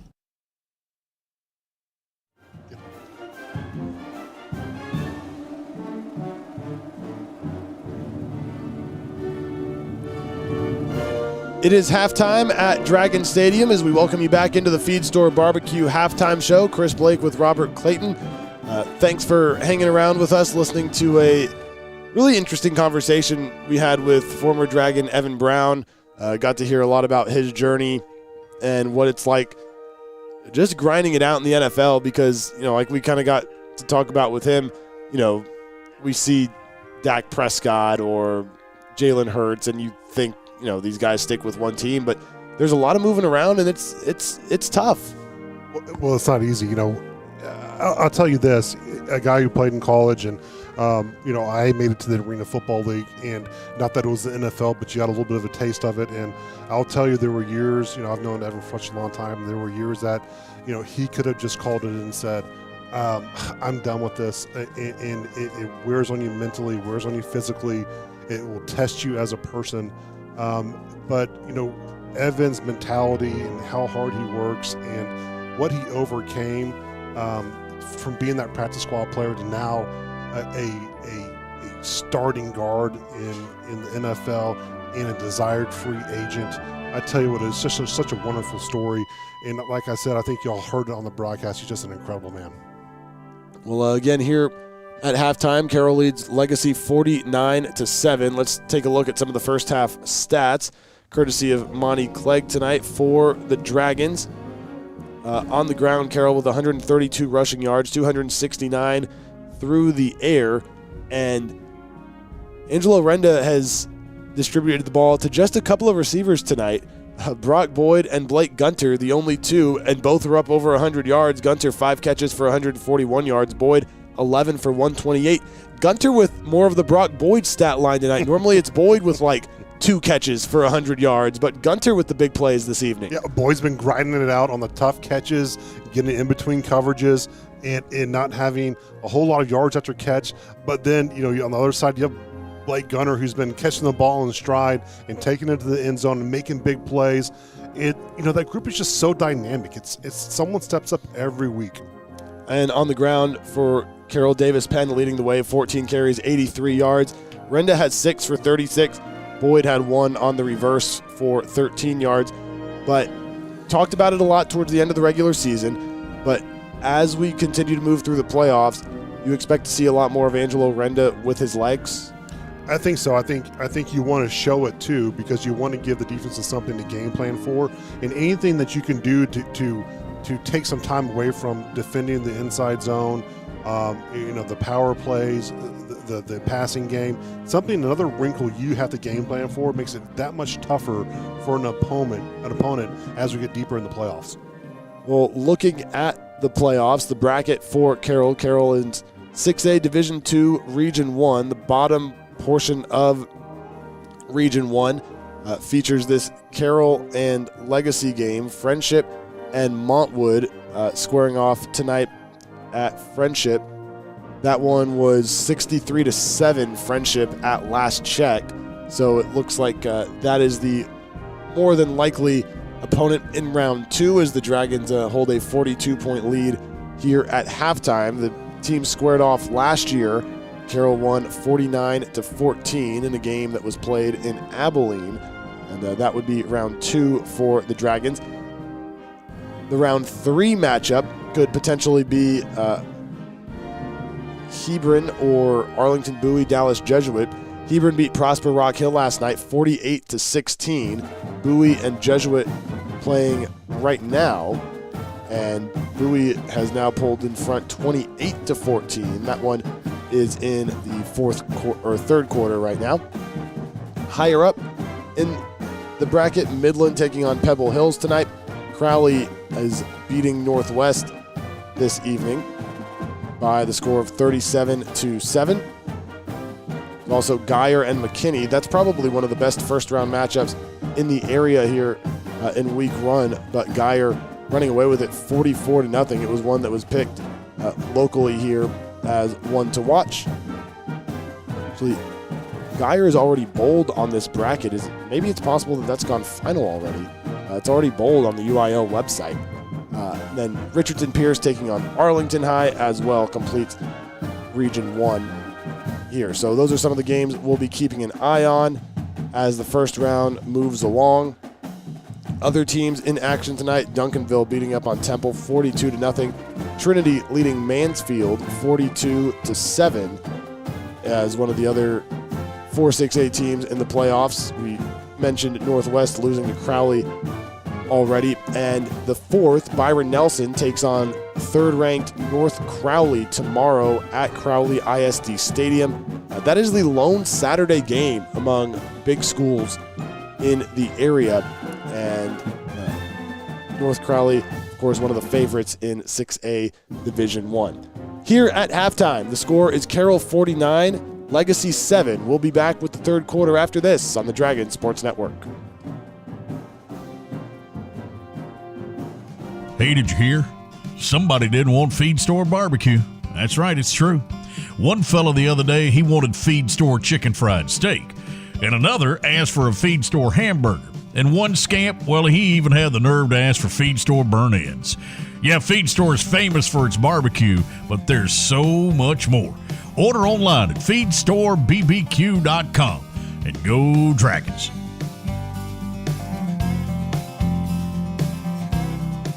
Hey Dragon Nation, it's Tommy Pennington with the Tommy Pennington Realty Group at Compass. Like you, I'm fired up about supporting my Carroll Dragons each year on and off the field. We want the best for our kids, and that's why we're all Dragons. I'm a longtime Southlake resident that knows the real estate market and knows how to get great results. Like your kids, you deserve the best too. Call us today at 817-416-9000. Check us out on the web 24/7 at calltommy.com. So from my Dragon family to yours, calltommy.com. Go Dragons! Are you considering buying or selling your home in Southlake? I'm Kim Bedwell with Briggs Freeman Sotheby's International Realty, and I would love to assist you. Recognized as one of the top professionals in Southlake by both industry peers and clients, I am a proud mother of 2 dragons and have been a resident of this amazing community for over 20 years. I know Southlake inside and out, and I am committed to ensuring your real estate journey is seamless and successful. You can find me at kimbedwell.com. Kim Bedwell Real Estate, delivering the highest level of experience and results in Southlake and beyond. Go Dragons! Hey, Dragon fans, this is Robert Clayton with the Clayton team at Clayton Real Estate. Karen Young and I have been proudly serving Southlake for over 30 years in residential resale, family owned and operated, and former Dragons. Being a Dragon graduate, we truly understand what it means to be a Dragon. Tradition, excellence, and a winning team. That's what we provide our clients, the best service and experience in the industry with a winning tradition. Dragons representing Dragons. Call us today at 817-894-4152 or visit us on the web at www.dragonrealtors.com. Go Dragons. Howdy, Dragon fans. Welcome back to Dragon Stadium, the start of the third quarter. Carroll leading Mansfield Legacy 49-7. Chris Blake with Robert Clayton. All kickoffs powered by Macero Southlake. Tackle your hunger pregame, postgame this weekend or any day with queso Macero and brisket tacos that score big on taste. Find us at the shops at Southlake. Macero, where love is always on the house. Carroll won the toss and elected to receive to start the game, so it is Legacy ball here coming out of halftime. The kickoff went into the end zone for a touchback, and Nathan Wilson and this offense back onto the field here in quarter number 3. J.J. Harrison, the running back, 2 receivers each side, and Harrison's going to get it on first down from the 25-yard line. They'll mark his forward progress as he runs up the middle to the 27, give him 2 yards before he's stopped. We haven't seen a lot of what Legacy did in the first half. It was kind of sputtering here and there. Really couldn't catch a groove other than, really one series, Chris, where they capitalized on some penalties from the Dragons and got the ball down the field and made a few big passes. They're going to have to open up the offense just a little bit tonight in the second half to get the ball down the field and get some points on the board. Not a lot of big plays for the Broncos tonight. Had a couple of plays go for more than 20 yards, but not much else. 2nd and 8. 2 receivers each side. Wilson will throw, has time. Now flushed out to his left. Chased from behind by the Dragon defensive lineman. Now he's trying to avoid pressure at the 15 and finally dragged down out of bounds by Zach Hayes of this Dragon defensive line group. But it was, I believe, Jake Lucky giving him a run for his money initially out of the pocket. Well, they did some twisting up front and then kind of spied on the quarterback, but got pressure up the field, which was great. And then you saw the escapability of Nathan Wilson. He has the ability, he's a little slippery with his feet, but great job by Zach Hayes staying with it and getting him back for a loss. Dragons, nice job in coverage there as Wilson bought himself a lot of time and still couldn't find anybody to get the ball to. Loss of 3 on the second down play, so now 3rd and 11 from the 24. Trips right, 1 receiver to the left. Dragons bring 5. Wilson under pressure. He is going to be hit. Gets it away to Carr. Middle of the field at the 35. And they'll mark his progress actually to the 34, which is a yard short of the first down marker. Great pressure coming in from Ethan Fisher, the cornerback there. Great job on flushing Wilson out. He delivered a strike, making it a manageable 4th down. We saw him go for it on 4th and 1 once in the first half. They didn't get it. Let's see what Jeff Hulme decides to do here. Keeping his offense out there. As Carroll looks for a 4th down stop. Strong side of the formation is to the right. Now they shift the tight end to the left. Keep it on the ground, up the middle. Big hole for the running back Harrison. He's across the 40 to the 35-yard line. A first down and plenty more for the sophomore J.J. Harrison. Again, Legacy, they play in between the tackles. That's where their running game starts. That's where it ends. And great job on just an inside zone there by Harrison, hitting between the left guard and the center. Great job getting the second level and delivering a burst of speed that we haven't seen. So a new set of downs at the 33 of the Dragons after that 33-yard run by Harrison. He gets it again, running behind the left guard. He lost the ball. And I think Carroll fell on it first. They did. The field is a fumble by Legacy, recovered by Carroll. First down. Coming out from the bottom of the pile with the football is Gavin Strange. He had an interception in the first half, comes away with a fumble recovery here in the second. Of course, we talked about the turnover battle as one of the keys to the game tonight in not only having an interception but having a fumble recovery. Just as Legacy's getting something started in the second half, you take the wind out of the sail. Great job by the Carroll defense. Didn't get a chance to see who forced the ball to come out, but Strange fell on it first for the Dragons. Now the offense back out there, 2 receivers stacked to the left side, ball at the 34. Renda throws right side short. Boyd at the numbers across the 40 up to the 41-yard line. I'm surprised Legacy on defense from the first half isn't bringing the corner up a little bit tighter. They're playing very loose coverage on the corners here on the cover 2, and it's allowing Brock Boyd all night to get these comeback routes and these curl routes, and it's an easy pitch and catch for Renda and Boyd. You'd hope Legacy just does something to try to get that coverage up a little bit, play a little tighter. First down at the 41. Ball on the right hash. Renda throws left side, completes this one. Gunter across midfield into Legacy territory. And up to the 46. And Brody Knowles out there, tremendous blocking on the perimeter to help free Gunter, and Gunter's just having a game of his career so far tonight, and just a great job of execution by the Dragon receivers. It has been all Brock Boyd and Blake Gunter tonight in the passing game for Carroll. Christian Glenn in the backfield now on this snap for the Dragons. They're going to give it to him on first down. Running up the middle, falls forward for a gain of a couple, brought down by Oladinde. We talked about this Legacy defense and those linebackers, could possibly be a problem for this Dragon offense. But, I just think there's just too much going on this Dragon offense, really for anyone on this defense, especially linebackers, to get a groove in. You either hit them on the perimeter or you're hitting right up the gut in the run. It is tough to defend tonight. Second and 8 from the 44. Renda throws left side along the Legacy sideline, complete to not Blake Gunter or Brock Boyd, but Brody Knowles with his first reception of the night. It'll be 3rd and short. Again, Brody Knowles, you think you might have it covered with Gunter and Boyd. Then you have 6'5" Brody Knowles there on the perimeter. He's just such a big target. You just get the ball near him, and he'll make any catch. Ball at the 39.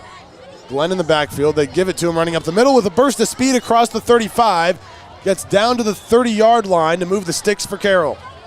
You're starting to see Christian Glenn get more comfortable as a running back as the years progressed, and his name's gotten called. Again, just a little inside zone there off the right side, hitting it play side and getting in the second level with big burst of speed. Christian Glenn's a guy who's really coming on, and he's a really talented young man. 2 tight ends into the game now for the Dragons. Bobrowski and Fraga both in the game for this first down snap at the 30-yard line. 6 minutes to play in the third quarter. Carroll leading 49-7. Glenn still in there at running back. Renda rolling out to his right, throws one up for the end zone. It is just over the outstretched hands of Blake Gunter, who was looking for another touchdown reception. Just a couple inches too tall. Looking for the trifecta there. Almost had it. I know Blake's going to go back and watch film and tell Angelo, come on, man, you got to put it right in the hands. Come on. But, again, what a duo tonight. Gunter's already got 2 tonight. It's 4 for Davis Penn tonight. The other one, a rushing score by Angelo Renda. That was only his 5th incomplete pass thrown this evening. 2nd and 10. He throws this one out right side. Boyd again pushed out of bounds, shy of the 20. Blake goes, don't worry about it. Brock, I got you on the block here on the perimeter. Just get you out in space and run. You just got to love how the interchange rolls on this Southlake receiving core. Mark it at the 23. It really is quite a contrast the way that Boyd is now the one grinding out these short catches, and Gunter is getting some deeper looks down the middle of the field. 3rd down. Renda gives to Glenn. Plows ahead for the first down across the 20-yard line.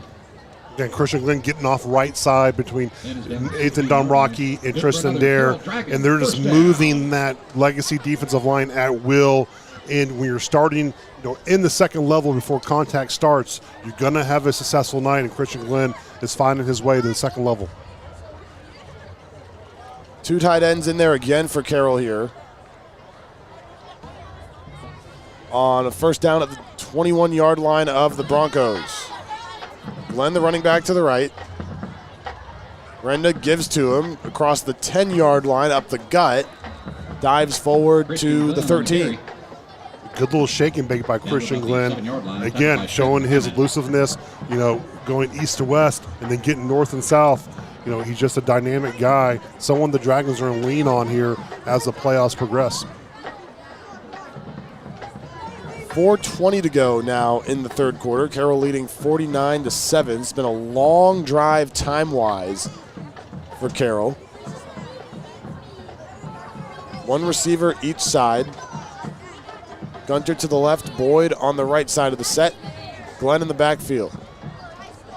Renda gives it to Glenn again, surging across the 5, inside the 1, and they're going to mark him inches shy of the end zone. Christian Glenn on the carry. Tremendous block by Luke Wilson, the left tackle, and Christian Glenn just finding a way, It's first and goal. getting to the hole with such a burst of speed and barely denied a touchdown. It's going to be first and goal from less than a yard away, right in the middle of the field. 2 receivers to the right. Both tight ends are on the right as well. On first and goal, snap almost lost by the Dragons, and Glenn able to fall on it, but that's going to back him up 5 yards to the 5-yard line.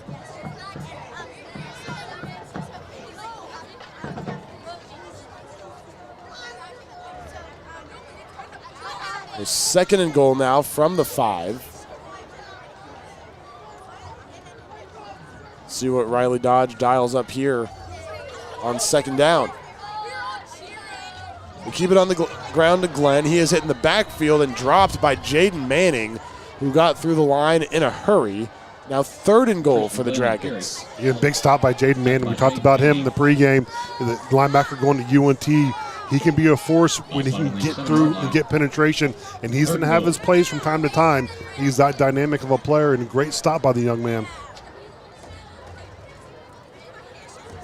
So goal to go has gotten longer for the Dragons on each successive snap, now from the 7. Both receivers to the right side of the formation. Renda will throw this time. Goes over the middle, finds Boyd in the back of the end zone for the touchdown. 55-7 Dragons. Excellent pitch and catch by Angelo Renda, staying in the pocket, delivering a throw, getting hit. It's a tremendous job by Angelo Renda finding Brock Boyd. It's a touchdown. Personal foul, roughing the passer. Defense, number 5. That 15-yard penalty will be enforced on the ensuing kickoff. So Manning, after getting the big stop in the backfield, is penalized for the hit on Renda after he let go of the ball.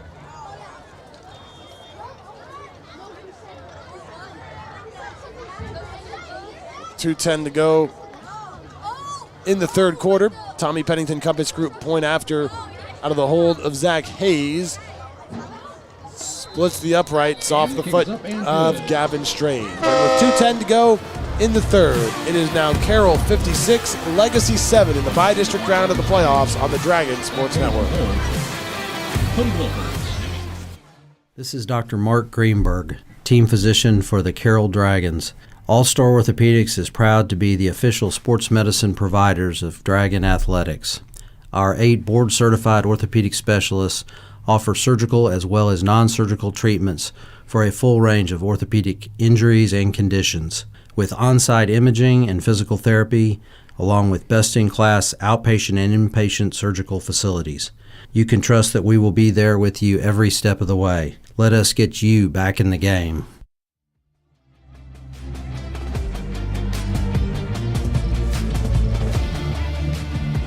Dragons lead the Broncos 56-7 with 2:10 to go in the third quarter after Robert, a 13-play, 71-yard drive that took 6:25 off the clock in the third quarter. You love to see that, especially starting the second half, Chris. That's what you call eating the clock up, getting a series in for your ones, that more than likely taking them out for the rest of the game, getting rested up here for round 2. The Macero kickoff taken from 15 yards up due to the roughing the passer penalty is through the back of the end zone for a touchback. Tackle your hunger pregame, postgame this weekend or any day with queso Macero and brisket tacos that score big on taste. Find us at the shops at Southlake. Macero, where love is always on the house. The Legacy offense back out onto the field. Carroll leading by 49, 56-7. Update on a few scores. We have Bowie 35-28 over Jesuit right now. And Coppell is taking the lead over Prosper, 28-21. The winner of that Bowie Jesuit game will play Hebron next week as Wilson on first down looks to throw, has time now, flushed out of the pocket. A couple Dragons collide in the backfield, throws it over the middle, had a man, but was too high through the hands of Lane Thompson. Again, the coverage by the Dragon defense making it very difficult for Nathan Wilson to find an open receiver. You know, it's causing the pocket to collapse a little bit and getting him on the perimeter to start running. And getting him running and throwing is not ideal for Nathan. He needs to stay back and set his feet and deliver a strike. 2nd and 10, ball at the 25-yard line. 2 receivers each side for Legacy. Bassett in the game at running back. They fake it to him. Wilson's going to keep it. Runs up the middle for a gain of about 2 before he's brought down by Crawford Taylor. Again, a little buck sweep there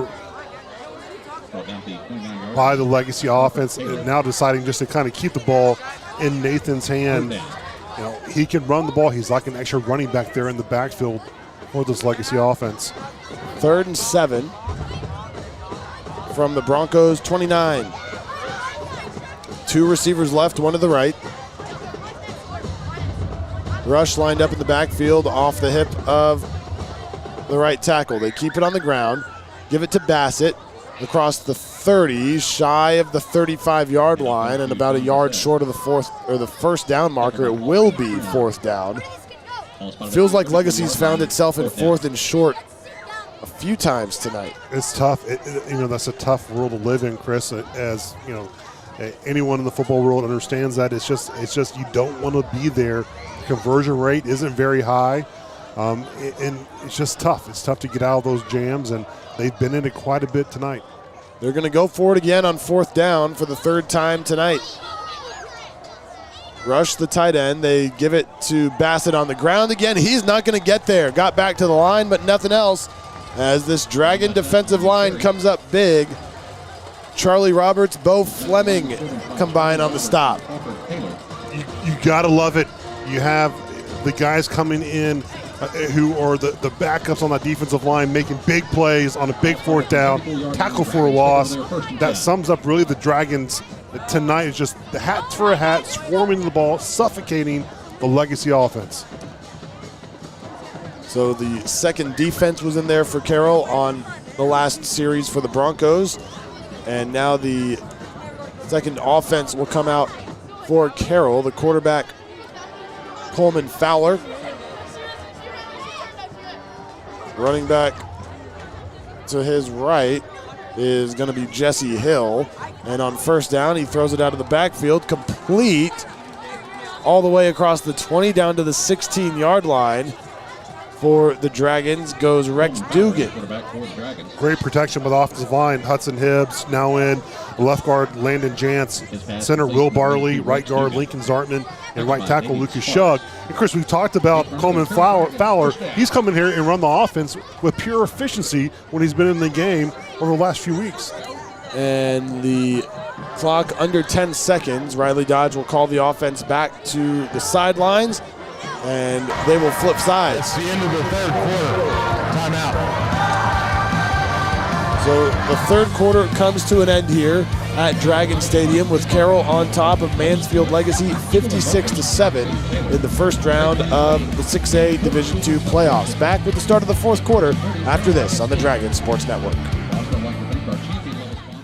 I'm Mike Mills, managing partner at Mills Wealth, an independent investment firm focused on helping business leaders make wise decisions regarding family wealth. Election season is upon us, and no matter who wins, it is likely the Trump-era tax cuts will sunset on 12/31/25. The estate tax exemption, which is mostly voluntary for those that plan ahead, may get chopped in half to about $14 million per couple, affecting more people. Good planning takes time, so don't wait. Develop a game plan that accomplishes your wishes and protects what you have built. If we can help, give us a call or look us up online at millswealthadvisors.com.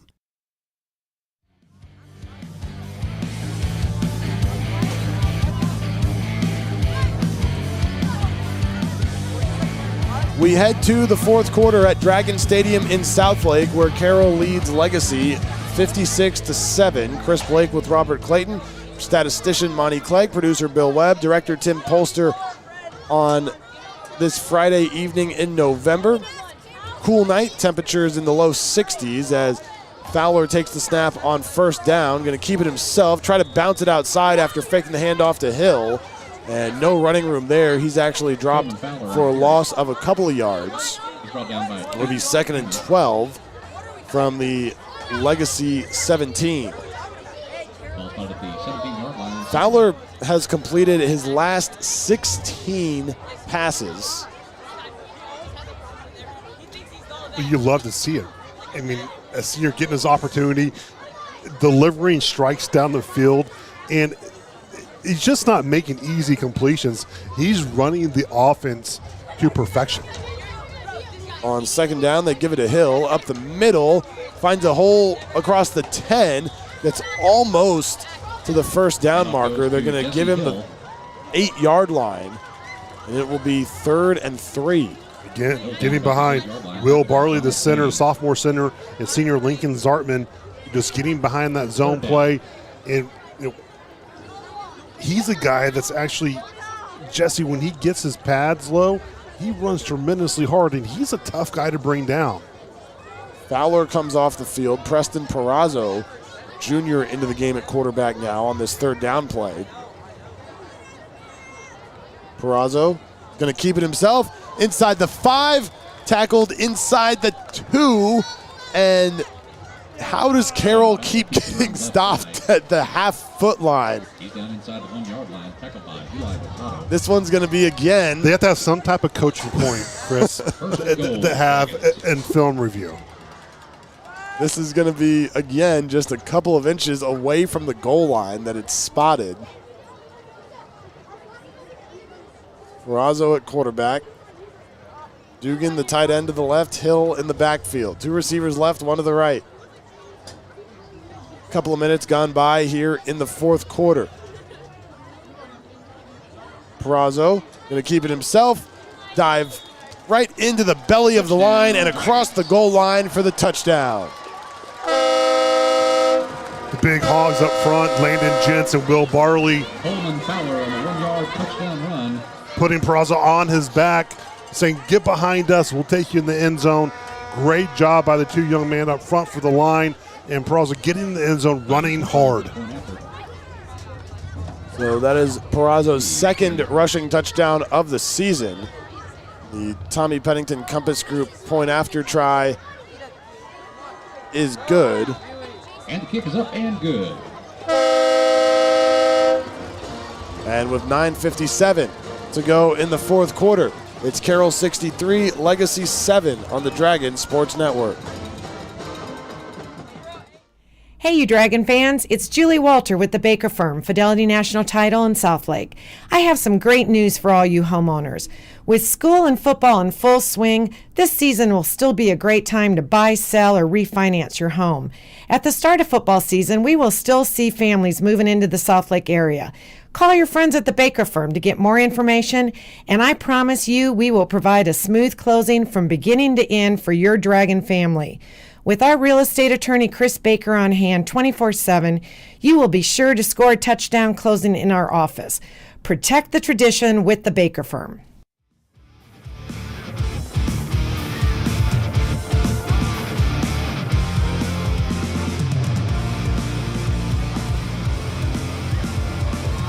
Dragons lead at 63-7 with 9:57 to play in the fourth quarter. looking to wrap up this bi-district playoff round and head on to the area round next week for a rematch with Wolfworth Friendship. They played last year. Kickoff by Gavin Strange. High end over end, returnable this time.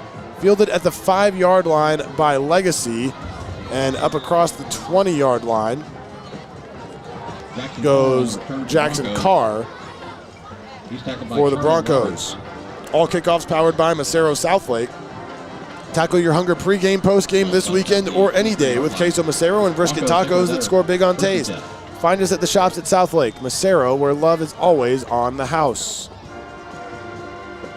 Chris, we went out to Abilene last year. We did. And that was one of our first visits ever to Abilene Christian, the stadium. That was a wonderful sight. I'm looking forward to going back again next Friday. An excellent facility that Carroll got to play in last year. They motion the running back out to the right. Wilson going to keep it himself upended at the 25-yard line after a gain of maybe 2. He's talking about Will Taholo. It was a short little 2-hour and 20-minute drive. I felt like you and I had some bonding time on that drive. We got to know each other. We really became great friends. Still best friends. Still best friends to this day. Had a wonderful lunch at Chili's. Chili, baby back ribs.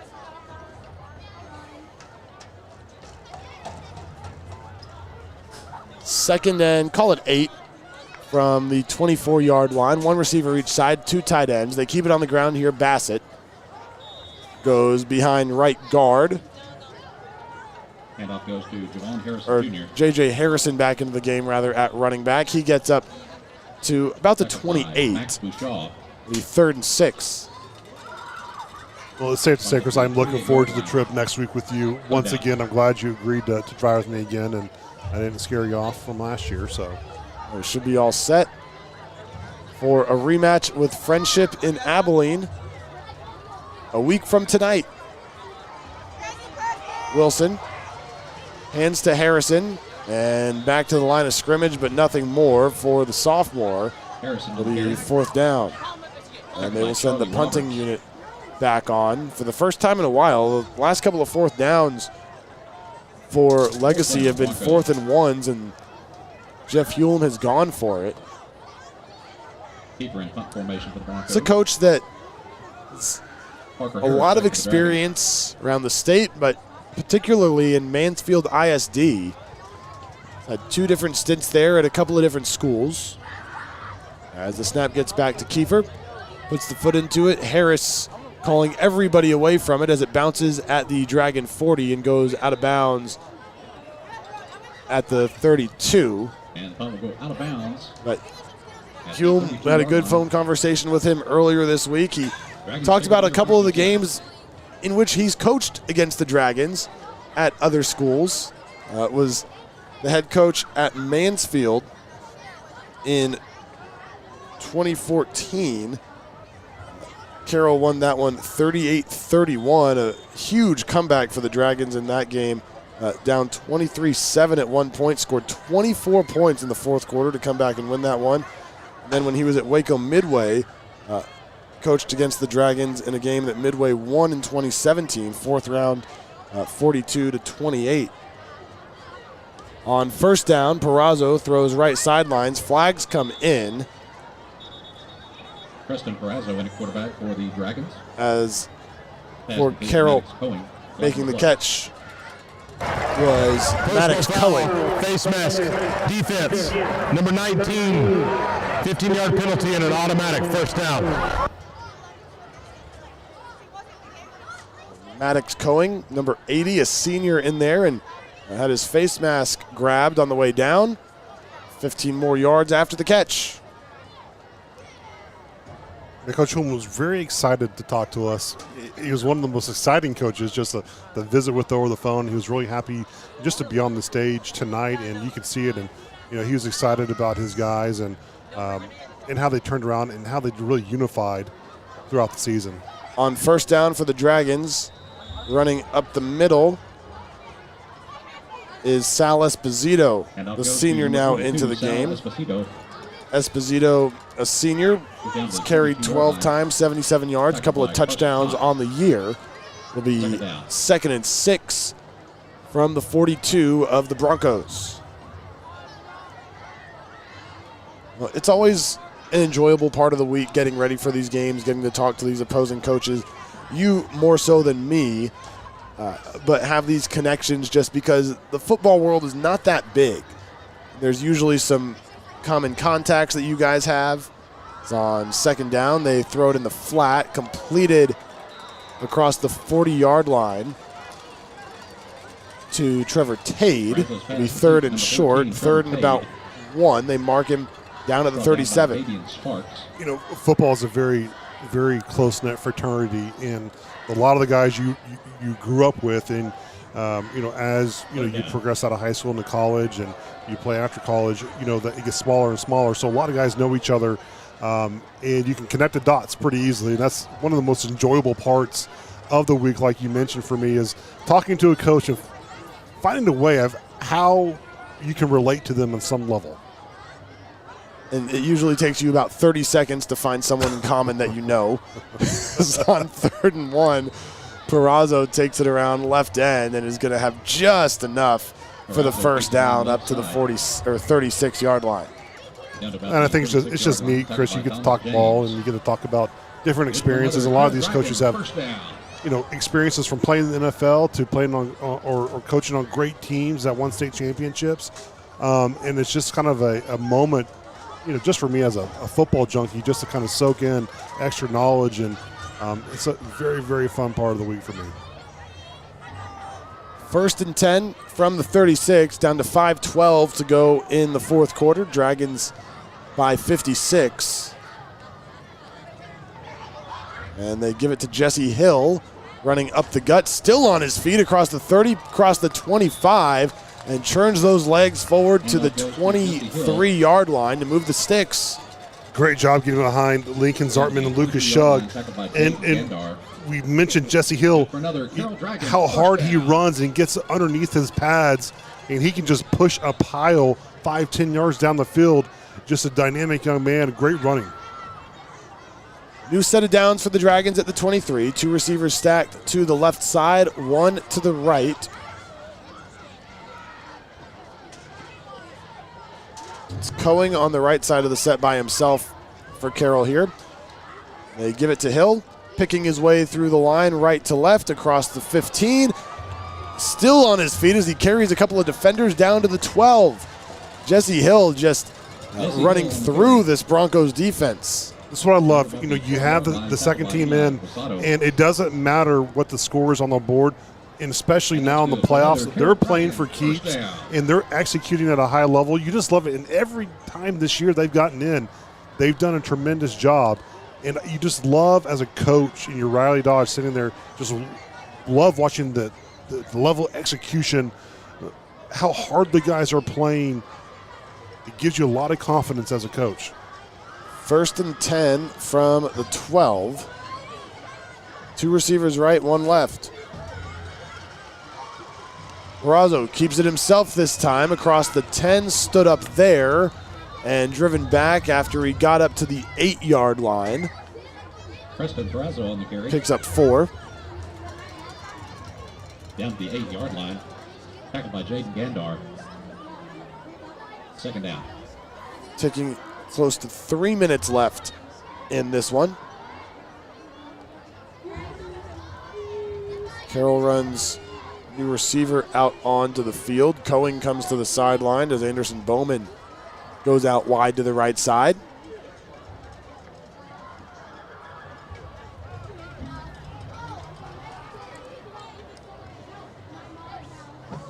Second and 6 from the 8.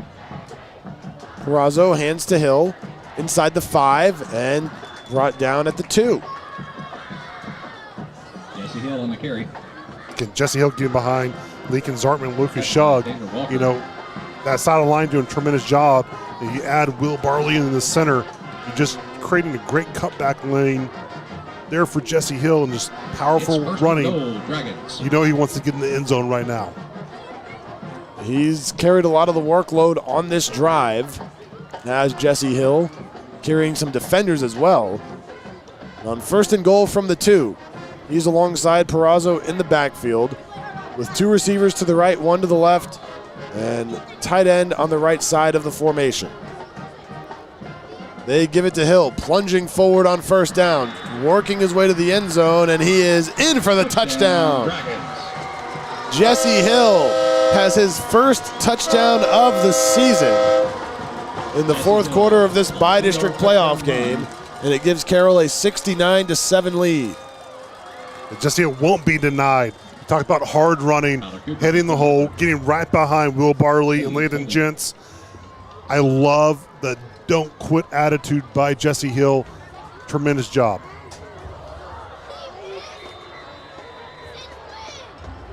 The Tommy Pennington Compass Group point after try is no good.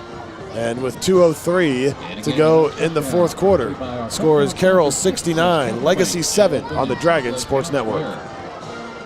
Dr. Angela Bowers would like to invite you to visit Southlake Dermatology, which serves patients throughout the Metroplex in medical, surgical, and cosmetic dermatology. We recommend always using a zinc oxide sunscreen, such as Elta MD, and utilizing HelioCare, which is a sun protective pill. We have seen the incidence of skin cancers on the rise, including melanoma, which is the most harmful type. With yearly skin checks, we will be able to find skin cancer much earlier.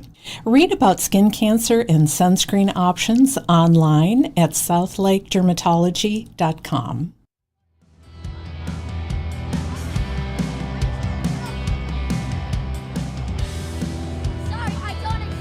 Carroll looking to salt this one away, up 69-7 with 2:03 to go in the 4th quarter.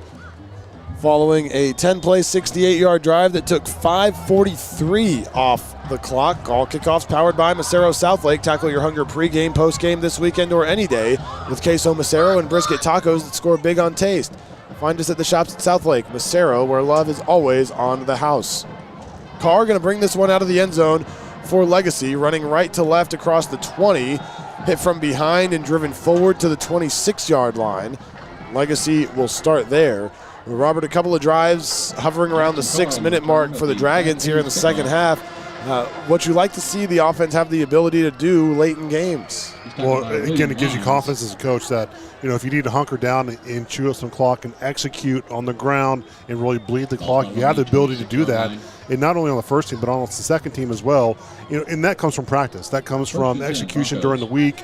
You know, going through either tempo or what they do pre-practice type things. You know, just a tremendous job by the kids being ready and to execute when their name is called.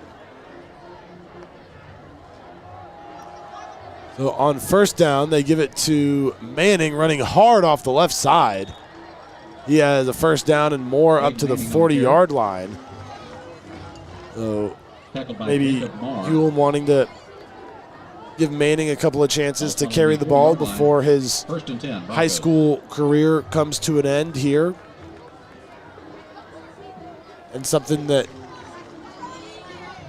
you think about really every round in the playoffs, as on another 1st down, Wilson takes the snap, gives to Manning from the 40, running right side across midfield, across the 35-40, and he is running with purpose. But think about that in every round of the playoffs, there is a group of seniors whose career will come to an end.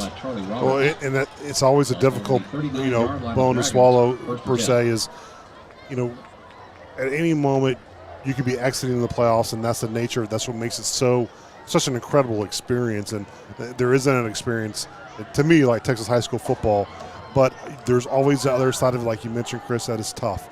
You know that some seniors, this will be their last game. 1st down again. Manning running left this time across the 35, 30, and stays inbounds as we are under a minute to go. And watching him run the ball, just see the physicality that allows him to be Division I player at the next level for UNT next year. And he's a dynamic player. You know, he's about 6'1", 6'2", and he's got a lot of speed. He's got length. He does a great job in separation. He's going to be a guy that's going to be a force on the back end for UNT as a linebacker. He's got a bright future in front of him. Could be the final snap of the game. He gets it up to the 21-yard line, gain of 5. Game clock down to 20. Legacy, like it's thinking about possibly snapping the ball again. They're going to send the line up there one more time with 8 seconds left on the clock. Wilson takes the snap, will throw this time.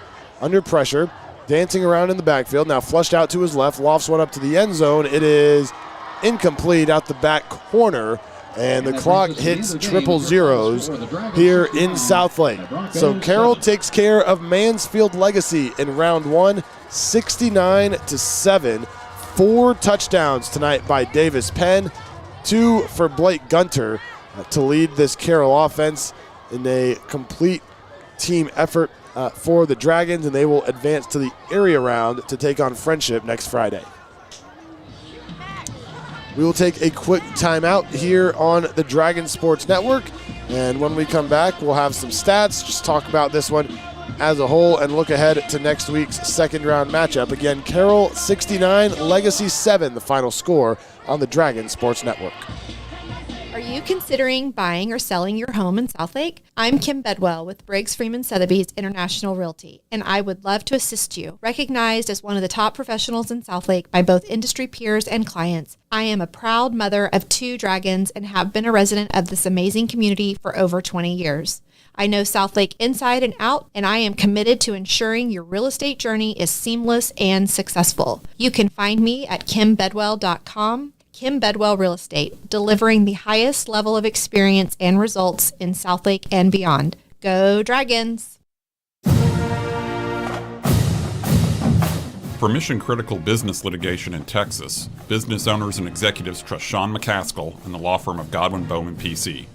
My wife Laura and I are 20-year residents of Southlake and the proud parents of 4 dragons. I've been a dedicated volunteer in Southlake for the past 13 years, including serving 7 years on Southlake City Council.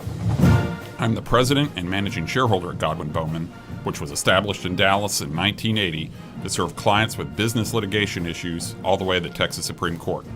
I've been with the firm for over 20 years, and I'm board certified in civil appellate law by the Texas Board of Legal Specialization. Please consider me, Sean McCaskill, and the law firm of Godwin Bowman for your business litigation needs. Please visit our website at www.godwinbowman.com for more information. I promise you that we'll provide big city experience together with small town service.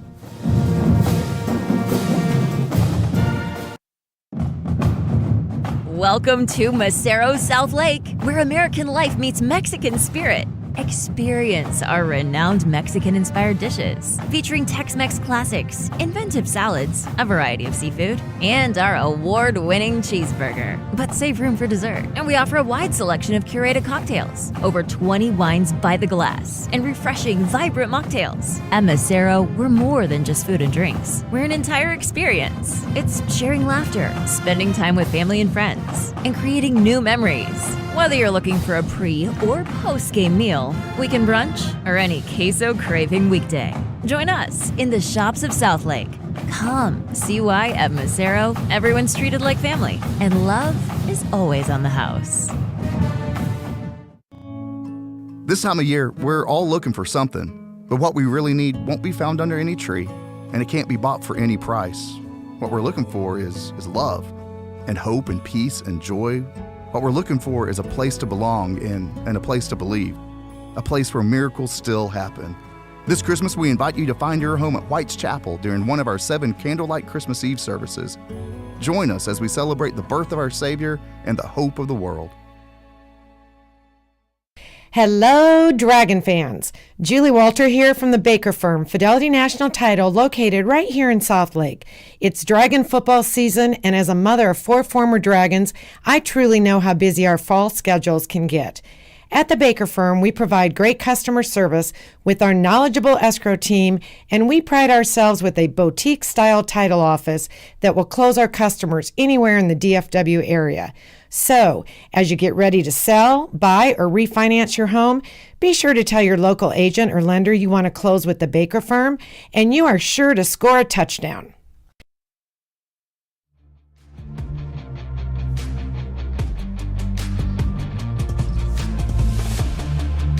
Carroll defeats Mansfield Legacy 69-7 in the bi-district round at Dragon Stadium tonight. Chris Blake, Robert Clayton with you back after this first round win.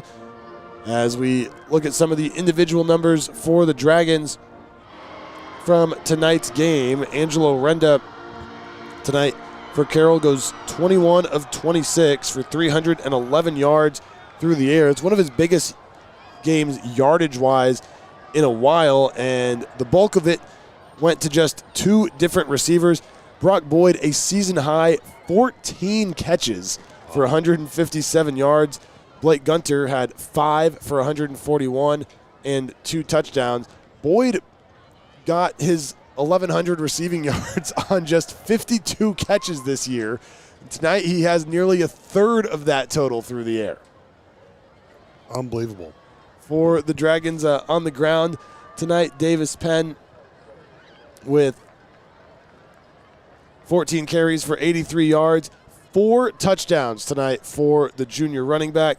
Jesse Hill, 5 carries for 40 yards. Christian Glenn, 6 for 25. So really it was Boyd, Penn, Rendo that we've become accustomed to, but really big coming out party tonight for Blake Gunter. Yeah, you've seen it. You see what hard work does all year, and he's been that Swiss Army knife. He's been that grunt player. You know, he's done all the little things, and all those little things add up to big things at some point, and tonight was his night when those things added up for big plays.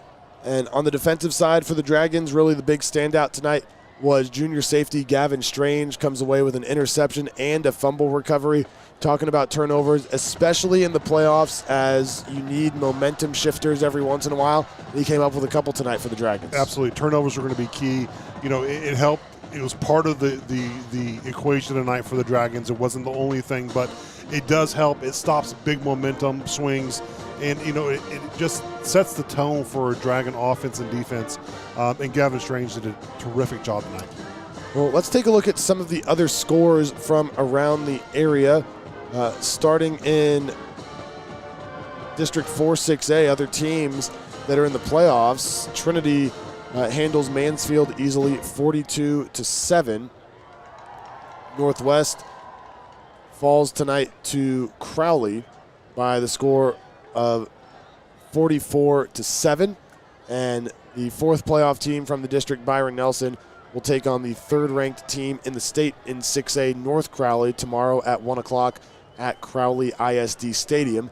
In Carroll's part of the bracket, Friendship, big winners tonight over El Paso Montwood by the score of 77-21. So Carroll will play Friendship again in the second round, a team the Dragons beat last year in round 2, 49-14. The game will be at Abilene Christian University next Friday night at 6 o'clock. So if you want a caravan, what time are we leaving? You tell me. 1-ish, 2-ish?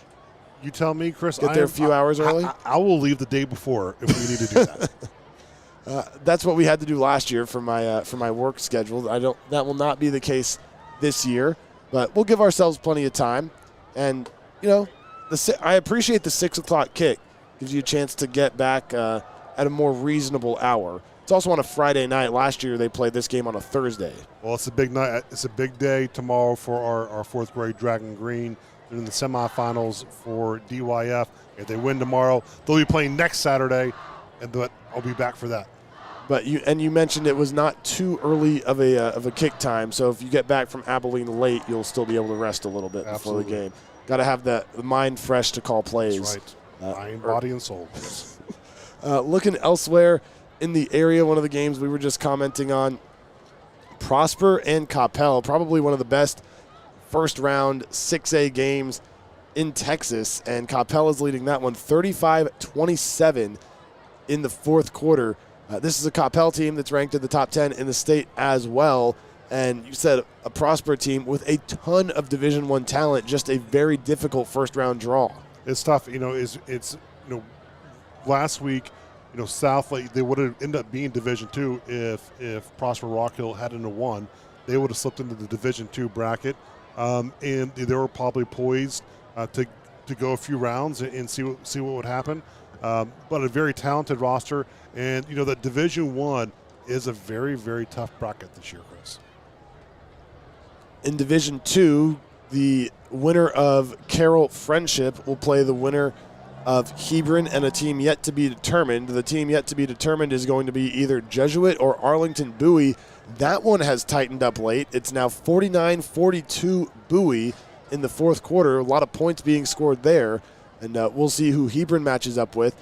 But this is a Hebron team, same district as Coppell, same district as Louisville that also played tonight. That District 5-6A may have been the toughest 6A district in DFW. Well, when Southlake played Hebron, we had talked a lot about that just in that broadcast about how this is a playoff team. That, there could be a chance that Southlake could meet them in the playoffs, and there could be a potential there really in the third round that Southlake could potentially meet Hebron, which I think benefits already having that tape on, already having that game on film and being able to see that. So it's going to be very interesting next weekend. Some other 6A scores, Geyer leading McKinney right now, 52-22 in the fourth quarter. Duncanville beating Temple 42-7. That one is also in the fourth. At the 5A level, across the highway from us, across Highway 26, Colleyville Heritage falls at home to Anna 45-10. Also 5A tonight, Panther Creek over Dallas Pinkston 49-14.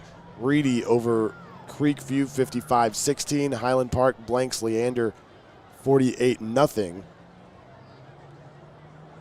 And Lovejoy at the 4A level, where Todd Dodge is the head coach now, beating Mansfield Timberview tonight 38-7. So just a quick look at some of the scores from around the area. But of course, we will shift our focus. Carroll will shift its focus to Friendship next week in Abilene. A team that won District 2 6A this year, went 9-1, went undefeated in district. In a district that includes a team that Carroll played in week 1 of the season, Midland. That Midland team also made the playoffs, 7-3, went 3-2 in district play. It's just a 6-team district, so 4 of the 6 make the playoffs. But the district that is very spread out, but Friendship has won its last 9 games after a week 1 loss and put up a fight last year against the Dragons in Abilene. Yeah, and I think next week you're going to see a lot of the same of what we've seen from Friendship. It's going to be a lot of passing. The ball's going to be tossed around quite a bit. It's a good opportunity for the Dragon defense to really pin their ears back and get after the quarterback. And so you're going to see a lot of what we've seen in the past 2 years. And on that end, on the defensive side, Southlake's had a lot of success at getting to the quarterback. And so it will be a fun night to watch, Davidge and Van Dorsler and that crew on an attempt to try to slow down that passing offense. We talked before the game tonight about how much success Carroll has had when opponents go to the air this season, and we'll see what Friendship can do to counter that next week. But that'll do it for us tonight here from Dragon Stadium, where Carroll defeats Mansfield Legacy 69-7 to advance to the area round in 6A Division II. So for our director, Tim Polster, producer Bill Webb, statistician Monty Clegg, and for Robert Clayton, Chris Blake saying goodnight. Once again, the final score, Dragons 69, Legacy 7. We'll talk to you next week from Abilene, a 6 o'clock kick with a 5:15 pregame show on the Dragon Sports Network. This week's Dragon football broadcast has been brought to you by Watts Chapel United Methodist Church, Feed Store Barbecue, Kim Bedwell, Briggs Freeman Sotheby, Godwin Bowman PC, The Baker Firm, Fidelity National Title, Tommy Pennington Realty Group, Macero, All-Star Orthopedics, Clayton and Clayton Real Estate, Hearst Autoplex, Southlake Dermatology, CLC Roofing, Patriot Mobile, AC Pros, and Mills Wealth Advisors. Thanks for joining us, and go Dragons!